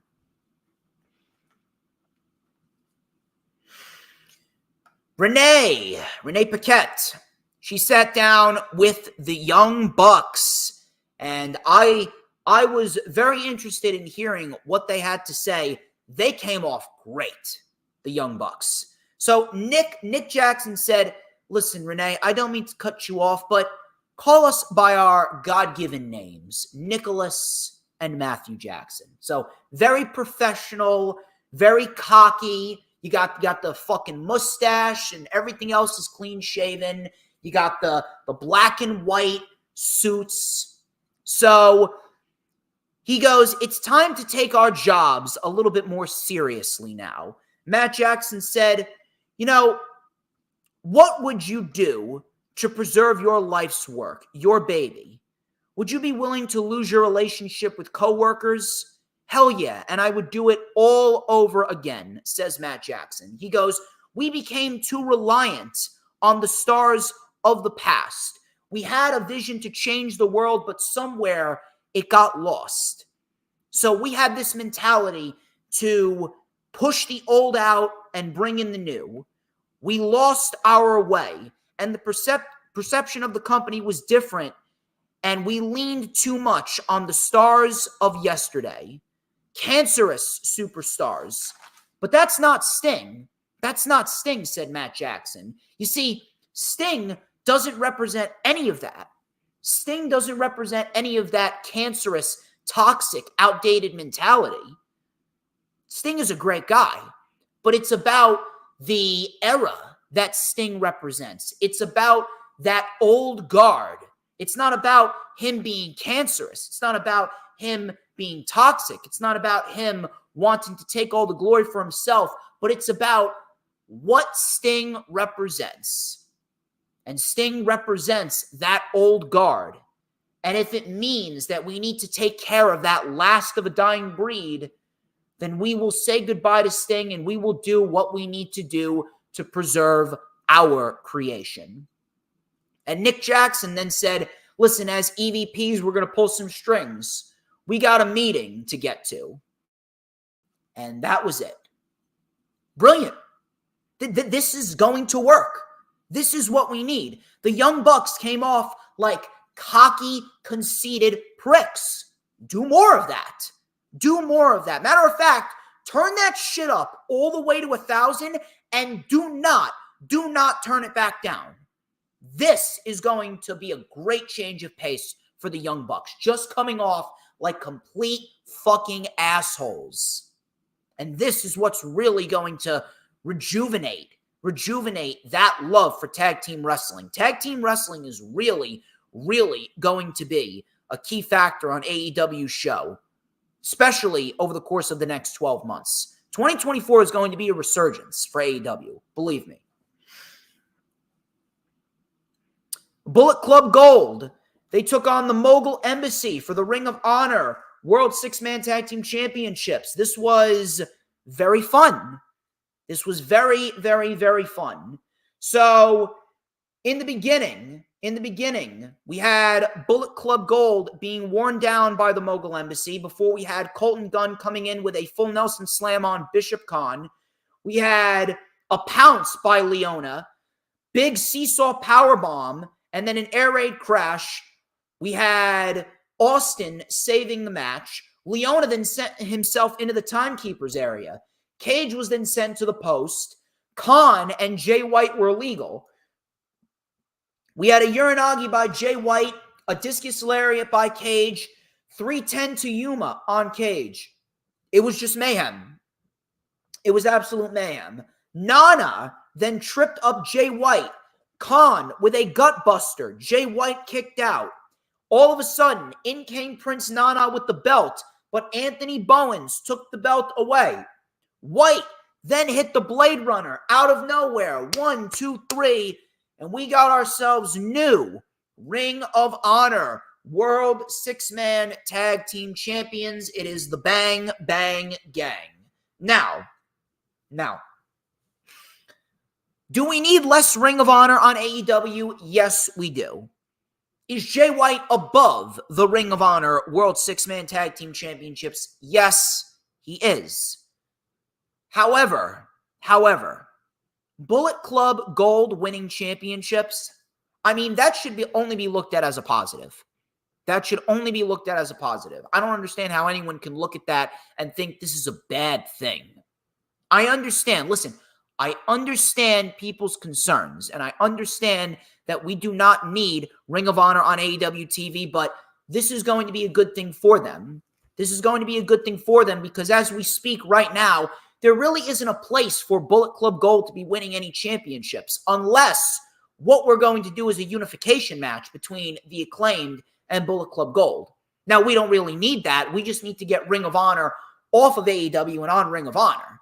But if we have Bullet Club Gold on Ring of Honor Honor Club, that could very well be a great step in the right direction towards maybe building up some prestige for the Ring of Honor World Six-Man Tag Team Championships, and then we can get the Mogul Embassy on AEW TV full-time. Maybe we see the Mogul Embassy take the AEW World Trios Championships off of the Acclaimed and Daddy S. I don't know. I think that would be great. I think that would be very, very, very good. Because the Mogul Embassy, I mean, they are fantastic at what they do. Maybe we get Brian Cage wrestling a little bit more in the singles division. I'd love to see that too. But the Acclaimed and Bullet Club Gold, they seem to be in this storyline where the Acclaimed are trying to have them team up. I'm not really sure why they're not going after the Undisputed Kingdom. Seems a little odd to me. Maybe we get, now this is just an idea that I'm throwing out there. Maybe we see Wardlow and Mike Bennett and Matt Taven. Maybe we see those three versus the Acclaimed versus Bullet Club Gold for both sets of six-man tag team championships. Maybe we see that. Maybe we see that, and maybe we see the Undisputed Kingdom win them both. I don't know. I think that would be rather interesting. I think that would really put the Undisputed Kingdom on the pedestal. I think the Undisputed Kingdom would really gain a lot of credibility for that. I mean, Wardlow will have 2 titles. The Kingdom and Matt Bennett and Mike Taven, they'll have 3 sets of titles. So, I mean, if you really want to build up the Undisputed Kingdom as a legit threat, I think that would be a great way to do it. But I wouldn't really want to crossbreed championships or do any unifications. I would just have Bullet Club Gold on Ring of Honor for now and have them do their thing there. I think that Bullet Club Gold deserve a legit reign with the Ring of Honor World Six-Man Tag Team Championships. See what happens there. Deonna Purrazzo, she took on Anna Jay. This wasn't bad, but it was probably the weakest thing on the show, simply because of the fact that this was done for no other reason other than to give Deonna Purrazzo a win. Deonna gets the win with the double Fujiwara armbar, and Anna Jay taps out. More wins for Deonna. Renee then talked to Deonna after the match, and she said that a lot has changed. Toni Storm has changed, but so have I. Toni, you have not met the greatest technical women's wrestler in the world. So Toni Storm then called Deonna an artificially tanned hag. I thought that was great. Toni called Deonna an artificially tanned hag, and she said, "We must go to commercial, so chin up, tits out, and watch for the shoe." She then was throwing her shoe. This was unbelievable. The woman was throwing her shoe at Deonna Purrazzo while she was on Luther's shoulders. And then she was walking up the ramp still on Luther's shoulders. I'm telling you. I don't know what it is, but Toni Storm, she's just so over the top, so ridiculous, so insane that it just works perfectly. Everything about Toni Storm is just so over the top. It's just so cheesy that it's great. It honestly reminds me of the broken Matt Hardy gimmick. It reminds me of the broken Matt Hardy gimmick when Matt Hardy was in Impact Wrestling at the time, and Matt Hardy was doing all this shit with Vanguard 1, and he was doing all this shit with House Hardy and his fucking children, and then the fucking dilapidated boat. Everything about the Matt Hardy broken brilliance gimmick, it just resonated. It just resonated because it was so cheesy, it was so over the top that it was great. And that's the same thing with Toni Storm. And one thing you can definitely tell Tony Storm is having fucking fun.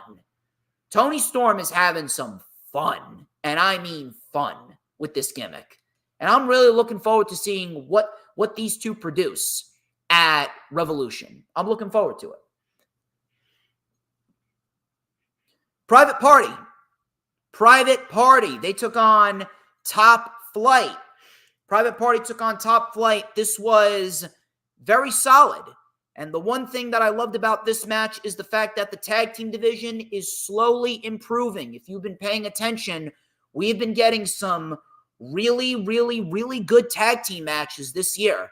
We've gotten FTR and the House of Black. We've gotten Sammy Guevara and Big Bill versus, or Ricky Starks and Big Bill versus Sammy Guevara and Chris Jericho. The street fight at Battle of the Belts, that was very entertaining. We had Private Party and Top Flight. The tag team division is slowly starting to get back on the right track. It's a great thing to see. And I'm very, very happy about that. So Mark Quinn looked great. Isaiah Cassidy, he quickened the pace. Coming back from commercial, Cassidy was isolated before he tagged in Mark Quinn. He had a big dive over the top onto Dante. Tope Con Hero onto Darius. Fosbury flop onto Dante. Quinn then with a 450 onto Dante. Dante kicked out. Slingshot flatliner by Darius for a 2. Guillotine PK by Darius. Then we had a pop-up knee on Quinn. Tornado kick by Cassidy. Gin and Juice connects on Dante. Quinn then rolled up Darius, and he grabbed the rope at the last second to get the victory. And that was that. Private Party get the win, and you can call me crazy all you want, but I'm going to give the tag team titles to Private Party. I'm giving the tag team titles to Private Party if I'm booking this. Give me Private Party versus Ricky Starks and Big Bill at Revolution. That's what I'm going to do.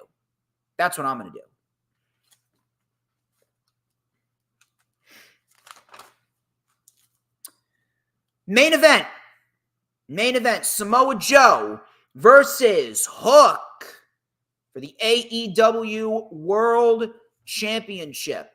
And my God, this was one hell of a performance. Now, was this a match of the year candidate? No, I'm not going to say it was match of the year candidate whatsoever. But for 10 minutes, this was only a 10-minute match. But yet, this was probably one of the best booked 10-minute matches of the entire modern era. Everything about this match came off perfect. It was as good of a 10-minute match as you can get. The whole point of this was to make Hook look like a beast. Now, we already know Hook's a beast. We already know Hook is a main event level talent. He's not there yet. He's not in a position to be a main event level talent, but Hook is a main event level talent no matter how you look at it. Hook is great. Hook is the future of the business. But, obviously, we have not seen Hook in a big-time match like this. Samoa Joe was the perfect opponent for him. At 24 years old, Hook was made into a fucking superstar. Loved it. Absolutely loved it. So Hook went right after Joe. No wasted motion. It was pretty stiff of a fight early on. Hook was then caught with a nasty elbow and an enziguri in the corner. Joe then chopped Hook in the back. Hook went for a flying lariat. Joe then with a uranagi. Joe took Hook and fucking uranagi'd Hook onto the announce table, and it shattered. Desk just collapsed under Hook's weight. So Hook was down, and Joe was telling him to stay down. Hook flips off Samoa Joe. Hook said, go fuck yourself. Samoa Joe said, all right, you want to tell me to go fuck myself? Joe takes Hook, power bombs him on the apron. Joe power bombs Hook on the apron. The ringside doctors were attending to Hook. Joe was in the ring, and Taz actually took his headset off. This was great. Taz took his headset off because he was legitimately concerned for his son. So afterwards, he was able to make it back into the ring. Hook was caught with a power slam. and Hook kicked out at 2. Hook was then given a Death Valley driver by Joe, and Hook kicked out at 2. Samoa Joe then went for the Muscle Buster. He went for the Muscle Buster, and Hook kicked out at 1. And I see people complaining and bitching and moaning. What the fuck are you bitching and moaning about? What the fuck are you bitching and moaning about? A fucking Muscle Buster? That was the whole problem. That was the issue. You're bitching and moaning about a fucking Muscle Buster. You do realize that when it comes down to it all, the whole point of pro wrestling is to get a reaction, right? People are bitching and moaning about a fucking Muscle Buster kick out at 1. No, Samoa Joe's finisher is not buried. On top of that, everyone has always said, even these fucking old timers, these fucking old geezers have always said, hey, the point of pro wrestling is always to get a reaction, right? Well, didn't they get a reaction? Of course they got a reaction. Hook got a major reaction, and now you're bitching and moaning about a finisher kick out at 1. Guess what? When it comes to a kick out like that, if it does the job of getting a reaction, then why the fuck are you complaining? Samoa Joe has earned the right to use whatever he fucking wants as a finisher, whether it be a Muscle Buster or a Coquina Clutch. And on top of that, all you people are coming off like, you're coming off like you complained and then the match ended up delivering and made Hook into a star, and now you're finding something to complain about. Who the fuck cares? The kick out was fine. This is why I just do not have any respect whatsoever. This is why I just do not have any respect whatsoever for anyone, especially not in the wrestling community. So, Hook kicked out at 1. Crowd popped big time. Hook then came in with some flying lariats on Joe. Hook was able to get Samoa Joe up for the T-bone suplex. Hook then went for the red rum, but Samoa Joe locked him in the Coquina Clutch. It was in deep. Hook was fading. His arm dropped once, twice, 3 times. And that was that. Hook was out. Hook did not tap out. Hook passed out. Hook looked like a complete badass motherfucker in this match. And then afterwards, Samoa Joe went to deliver Hook with another Muscle Buster. He went to deliver another Muscle Buster to Hook.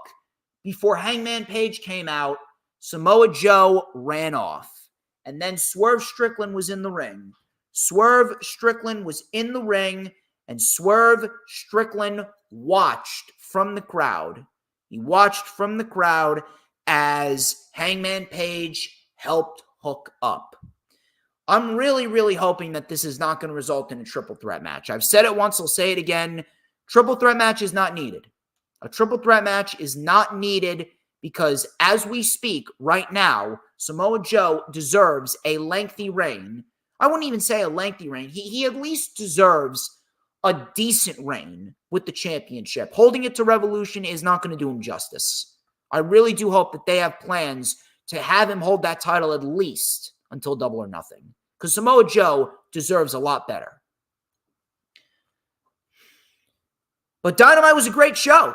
Dynamite was a great show, and AEW has gotten themselves a nice, hefty amount of momentum going into 2024, and Revolution is looking like one hell of a fucking show. I'm excited for it. We're going to go over SmackDown and Rampage, and then I'm getting the fuck out of here because I got to take a shower and get ready to head on out down to Barnegat because I am going to a big-time wrestling event. SmackDown. Again, SmackDown. Not a bad show, but it kind of fell in the same category as Raw. The first hour of SmackDown was fine. Second hour, it kind of dipped. Nick Aldis, he moderated the undisputed WWE Universal contract signing between LA Knight, AJ Styles, Randy Orton, and Roman Reigns. By the way, shout out to Raging Girl Gamer. I always appreciate you. You are absolutely fantastic. You're damn right. Hit that like button, people. Hit that like button. So everyone signed the contract but Roman. Paul Heyman came out and said that Roman will not be signing the contract. So Nick Aldis said, okay, no problem. So I will make it official at the Royal Rumble. It's a triple threat match between these three individuals for the vacant Universal Championship. So now Paul Heyman, he's getting mad. He went back. Heyman said that, I don't know if you realize this, but I've deeply cared about you and I've admired the mediocre job. I admired the mediocre job that you've done as general manager. But you see, you can't sell this to the board of directors, nor can you sell this to the tribal chief. So LA Knight had enough of Paul Heyman's shit, and he just goes, shut the hell up. Shut the hell up before I come cut some bacon off your back.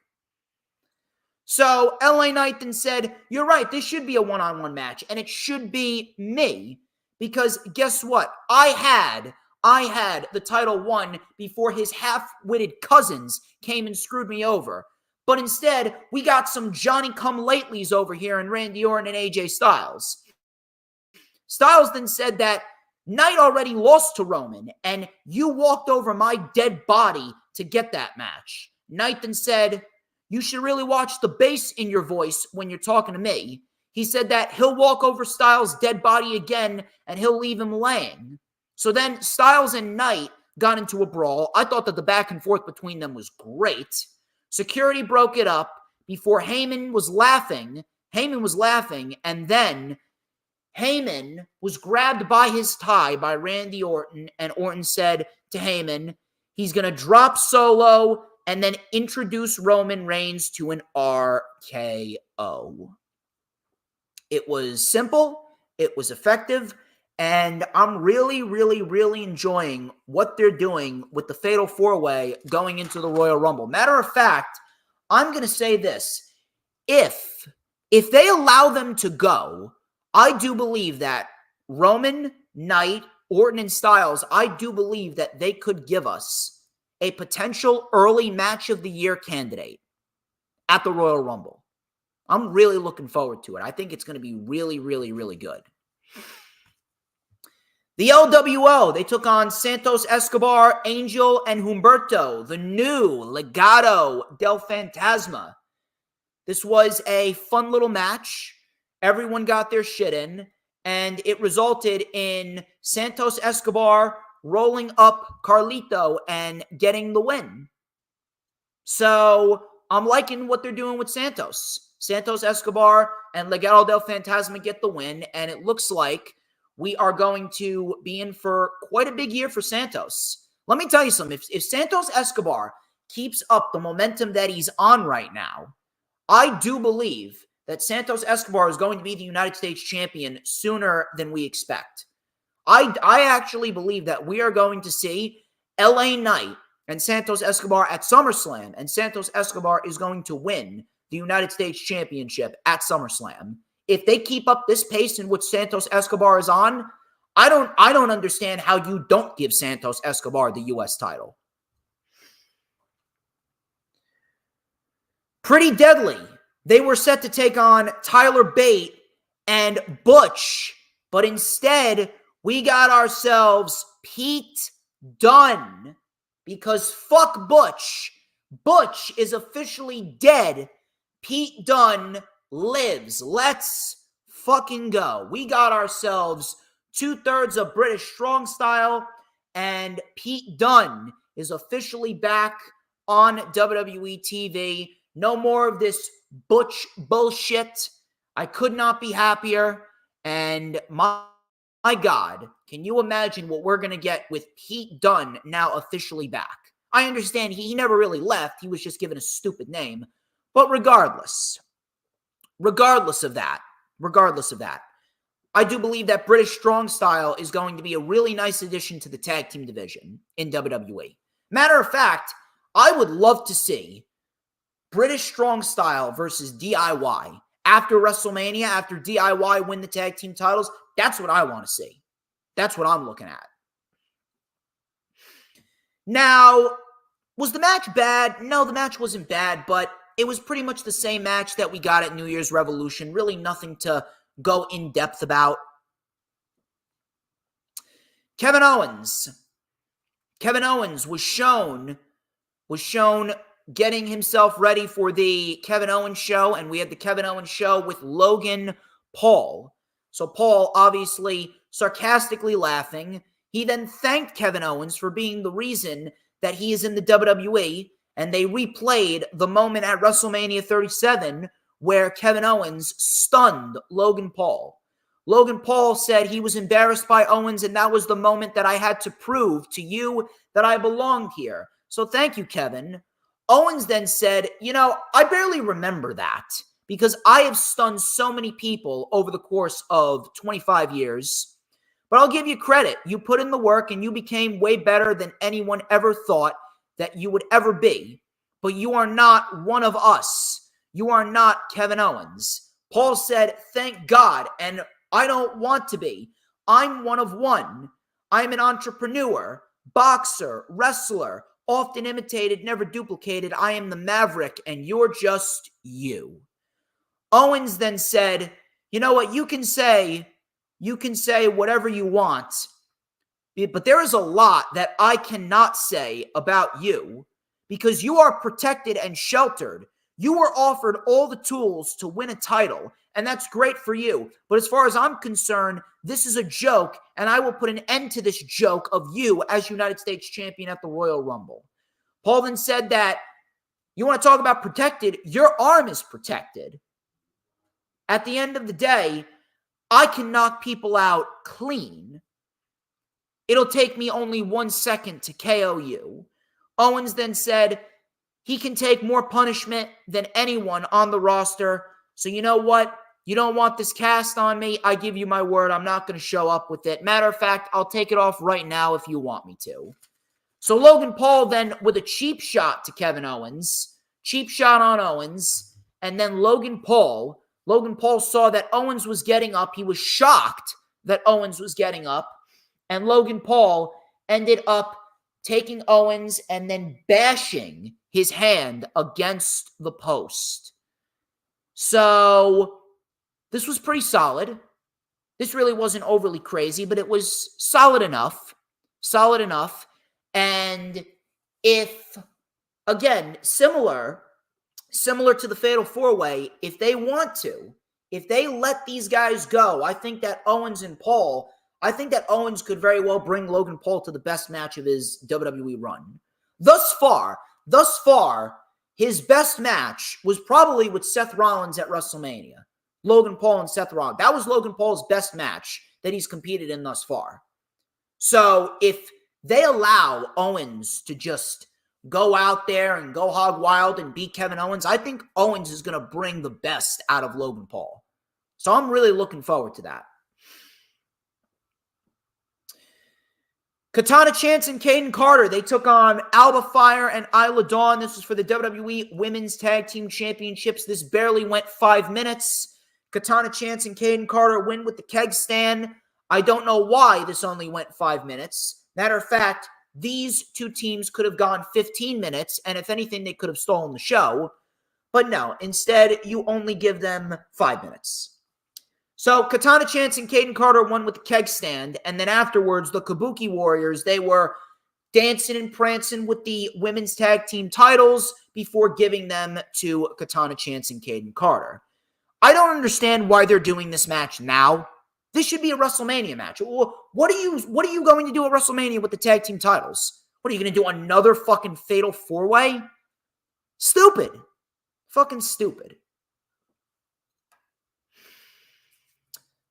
Styles, AJ Styles and LA Knight. This match barely got started. Solo came in, caused a DQ by giving LA Knight and AJ Styles Samoan spike. He then said, 2 down, 1 to go. Randy Orton, get out here now. So then afterwards, we get Randy Orton and Solo Sikoa. This barely went 7 minutes. Very poor structure, very poor timing during the last 40 to 45 minutes of the show, I would say. Randy Orton ended up getting the win with an RKO. At this rate, this bloodline shit with Roman Reigns, it's not even benefiting Solo. It's not even benefiting Solo. Solo Sikoa is slowly becoming a jobber. Really nothing of note. Afterwards, Randy Orton gave an RKO to LA Knight. He gave an RKO to Styles. Roman then came out and he signed the contract. He didn't even give Nick Aldis any pushback. See, this is the one thing, this is the problem that I have. Why is it that Roman Reigns is telling Paul Heyman to fix it? And then when Roman Reigns shows up, he just signs the contract without any pushback. It made Roman Reigns look like a fucking pushover. Not that I really give a shit, because Roman Reigns needs to lose the title anyway, but like, that's a huge logic gap right there. That goes against what Roman Reigns is all about. Why did he just sign the contract with no pushback? Fucking stupid. But anyway, afterwards, Roman Reigns went for the spear. Randy Orton gave him an RKO. And that was pretty much that. That was SmackDown for you. Again, similar to Raw, first half of the show was solid. Second half of the show, very lame, very bland, and very skippable. Rampage. We're going to go through Rampage here. Rampage was actually a very good show. We had a lot of really, really, really good wrestling on Rampage. This was probably the best Rampage of the year thus far. Now, I understand that we're only 3 weeks into the year, but if we're going based off of the 3 weeks of the year, I'd say that this Rampage was very, very solid. We had a very good match to open the show, a great match to end the show, and we did have a great women's match on the show as well. And we did get a little bit of build, just a little bit of build towards Revolution. So Chris Jericho took on Matt Sydal. And this was a throwback. If you guys remember, back at WWE Fatal 4-Way 2010 in June, these two had a match, and Matt Sydal, back then he was Evan Bourne, actually won. So this was a very solid match right here. Matt Sydal, I do have to say, Matt Sydal is very underrated as a professional wrestler. I do want to see a little bit more of Matt Sydal. So Jericho and Sydal, they work together pretty nicely here. Sydal with a Hurricane Rana and a sliding drop kick through the ropes. He then delivered a diving knee off the apron and a diving Meteora in the ring. That got a 2 count. Jericho delivered some stiff chops. Jericho then with a Walls of Jericho. It was in deep. Sydal was just able to get to the ropes. Jericho with the triangle drop kick. Sydal then got back into the ring. Coming back from commercial, Jericho was caught with a stiff kick to the chest. That got a 2 count. Sydal with a very nice sunset flip powerbomb. Jericho kicked out. Jericho with a code breaker in midair. He clearly didn't get all of it. It was a very sloppy looking midair code breaker, if you even want to call it that. But Sydal was able to kick out. Thankfully that wasn't the end. Jericho with more chops. We had another close roll-up by Sydal. Jericho went for the Lion Salt. Sydal got the knees up. He delivered an air raid crash. That got a 2 count. This was a very nice finish right here. I thought this finish was great. So Jericho, he delivered a Hurricane Rana off of the middle rope to Matt Sydal, so much so that all the force carried Sydal over, and he bounced off the mat, got right back up, and then after he got right back up, Jericho delivered the Judas effect right out of the gate, and Jericho pins Matt Sydal 1, 2, 3 in a very solid 11-minute match to open the show. And then afterwards, Konosuke Takeshita attacked Jericho on the ramp. Now, if we're not doing a tag team match with the Don Callis family and Jericho and Sammy, I would say that Konosuke Takeshita and Chris Jericho would be a very, very, very good match for Revolution. I think that would be a great match for both men. It would be a great win for Takeshita. And in the end, Chris Jericho, he knows what to do. He knows what to do, and he knows how to put over talent. And Konosuke Takeshita getting a win over Jericho, I think that would be a brilliant strategy for him. And if anything, if Konosuke Takeshita continues the momentum he's on, I think that Konosuke Takeshita could very well be the one to take the TNT title off of Adam Copeland after Adam Copeland inevitably beats Christian Cage. We had Penta El Cero Miedo versus Anthony Henry. This was a fun little sprint. Penta ultimately got the win, but this really wasn't needed. This wasn't needed whatsoever. Matter of fact, I would have taken this match off the show and given a little bit more time to Jericho and Sydal, because I was really enjoying that match. But this match, really not needed. I do respect Anthony Henry, though. I think Anthony Henry's a very good pro wrestler.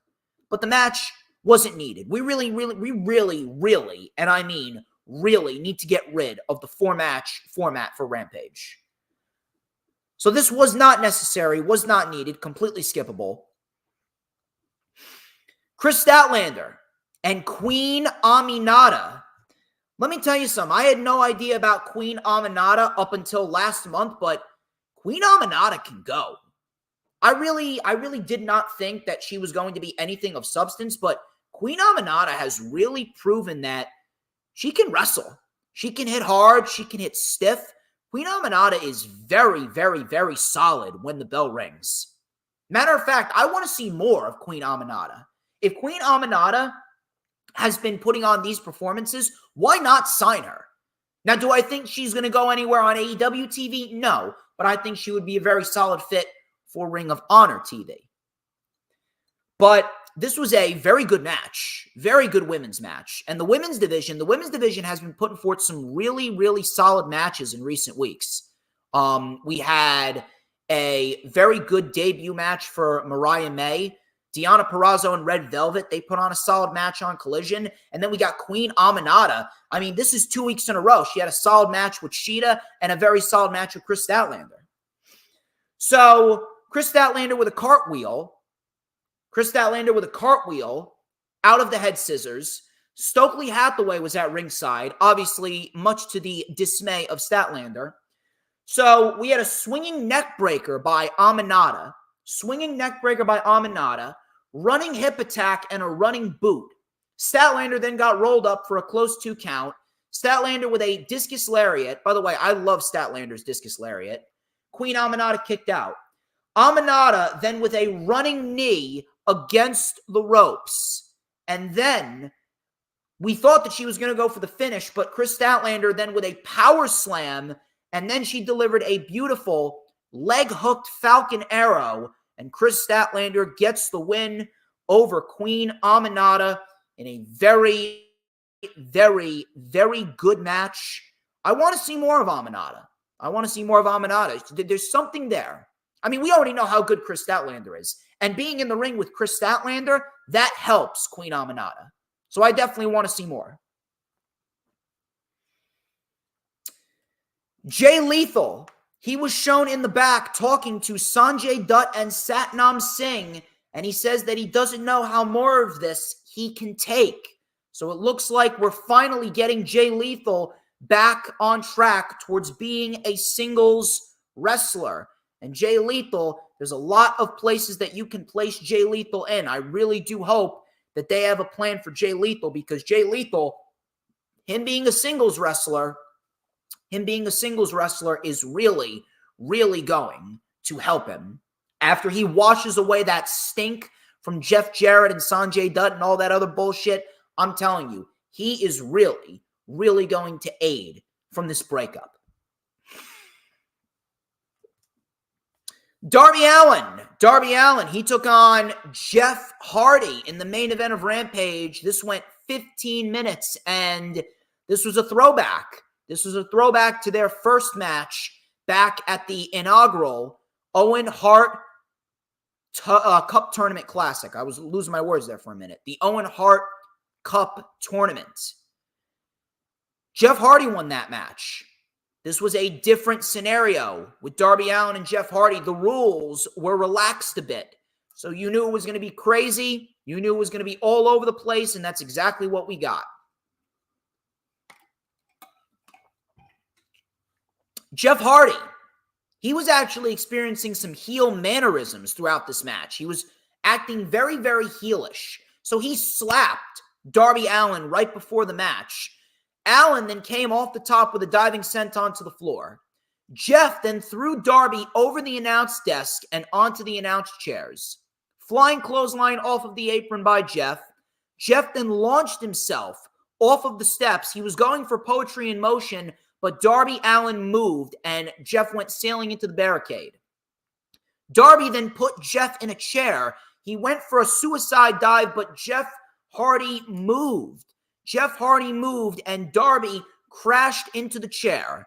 Coming back from commercial, Jeff Hardy with some rolling neck snaps. He then delivered a gourd buster, which looked very, very nice. He got Darby Allin up there for a little bit. Darby Allin then with an avalanche code red. Jeff Hardy kicked out. Jeff Hardy then crawled to the apron. Jeff Hardy then took Darby Allin from the head and delivered a hanging neck breaker. A hanging neck breaker off of the top rope onto the apron, which looked brutal. Jeff Hardy then brought out a table, so you knew it was going to get crazy. Jeff brought out a table. Jeff Hardy then set up the table and put Darby on it. Jeff Hardy went for the Swanton Bomb, but Darby Allin moved, and Jeff put himself through the table. The crowd was chanting, "This is awesome." Darby then put Jeff back in the ring. He went for the coffin drop, but Jeff Hardy got the knees up. Jeff went for the twist of fate, but Darby Allin caught Jeff Hardy in a jackknife cover, and Darby Allin gets the win in a great main event. Probably the best match on Rampage that we've seen in quite some time. Jeff Hardy looked great. Darby Allin always looks great, and that was pretty much that. Darby then wanted some respect, but Jeff Hardy rolled out of the ring. I'm not sure what's going on over here, but could we be seeing heel Hardys? I don't know. Now, I don't think it's really going to make too much of a difference because the Hardys right now, the Hardys are in a position where they should be giving back to the business and they're putting over other people. That's where the Hardys are. The Hardys are in a position where they should be putting over other people, and that's exactly what they've been doing. Jeff Hardy's been putting over Darby Allin. They've been putting over other teams like Aussie Open. They've been putting over other teams like the Young Bucks. They've been putting over other teams like that. So in the end, the Hardys being heels, it's really not going to make too much of a difference. Although I do think that that'll be a nice change of pace for them. Maybe, and I got to shout out Emma for this. You may know her as the IWC's resident hot foreign chick. But Emma, she was talking to me, and she sent me a reply to my tweet last night, and she said that she could see the Hardys turning heel. She could see the Hardys turning heel, and we could potentially see Jeff Hardy and Matt Hardy take on Edge and Adam Copeland somewhere down the line. I wouldn't mind that. I think that that would be a very nice full circle moment for both teams. But as far as we go right now, heel Hardys, it looks like they're in the making. Rampage was very good, minus the Anthony Henry and Penta El Cero Miedo match. Ladies and gentlemen, that's all I got for you. I hope you guys had a great time. Please do not forget to like, comment, and subscribe. Check out all those links in the description. Get ready for the rundown for the Royal Rumble next Thursday. The rewind for the Royal Rumble is next Sunday. We got some new guests. We got some old guests. I'm telling you, this is going to be the biggest year for the DJ Storms brand possible. Right now, our view count is the highest that it's been in months. Our view count right now is the highest that it's been in months. Don't worry, Lisa. I promise I will drive safe down the shore. I am going to have a vlog up for you guys very, very soon because I'll be going to the first ever ISPW show of the year tonight, in which I hope we see a new world champion. I'm rooting for GKM tonight to win the World Heavyweight Championship of ISPW. Till next time, I'm DJ Storms. This has been the Lightning Flash Update. But before we get out of here, you already know the drill, people. You gotta tell me. Oh, you gotta fucking tell me who runs the IWC.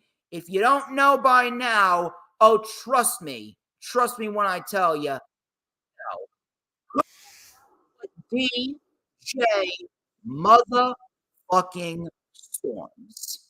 Don't you ever, ever, ever forget. Cause we want retribution. Oh yeah, we want retribution. Oh yeah, we want retribution.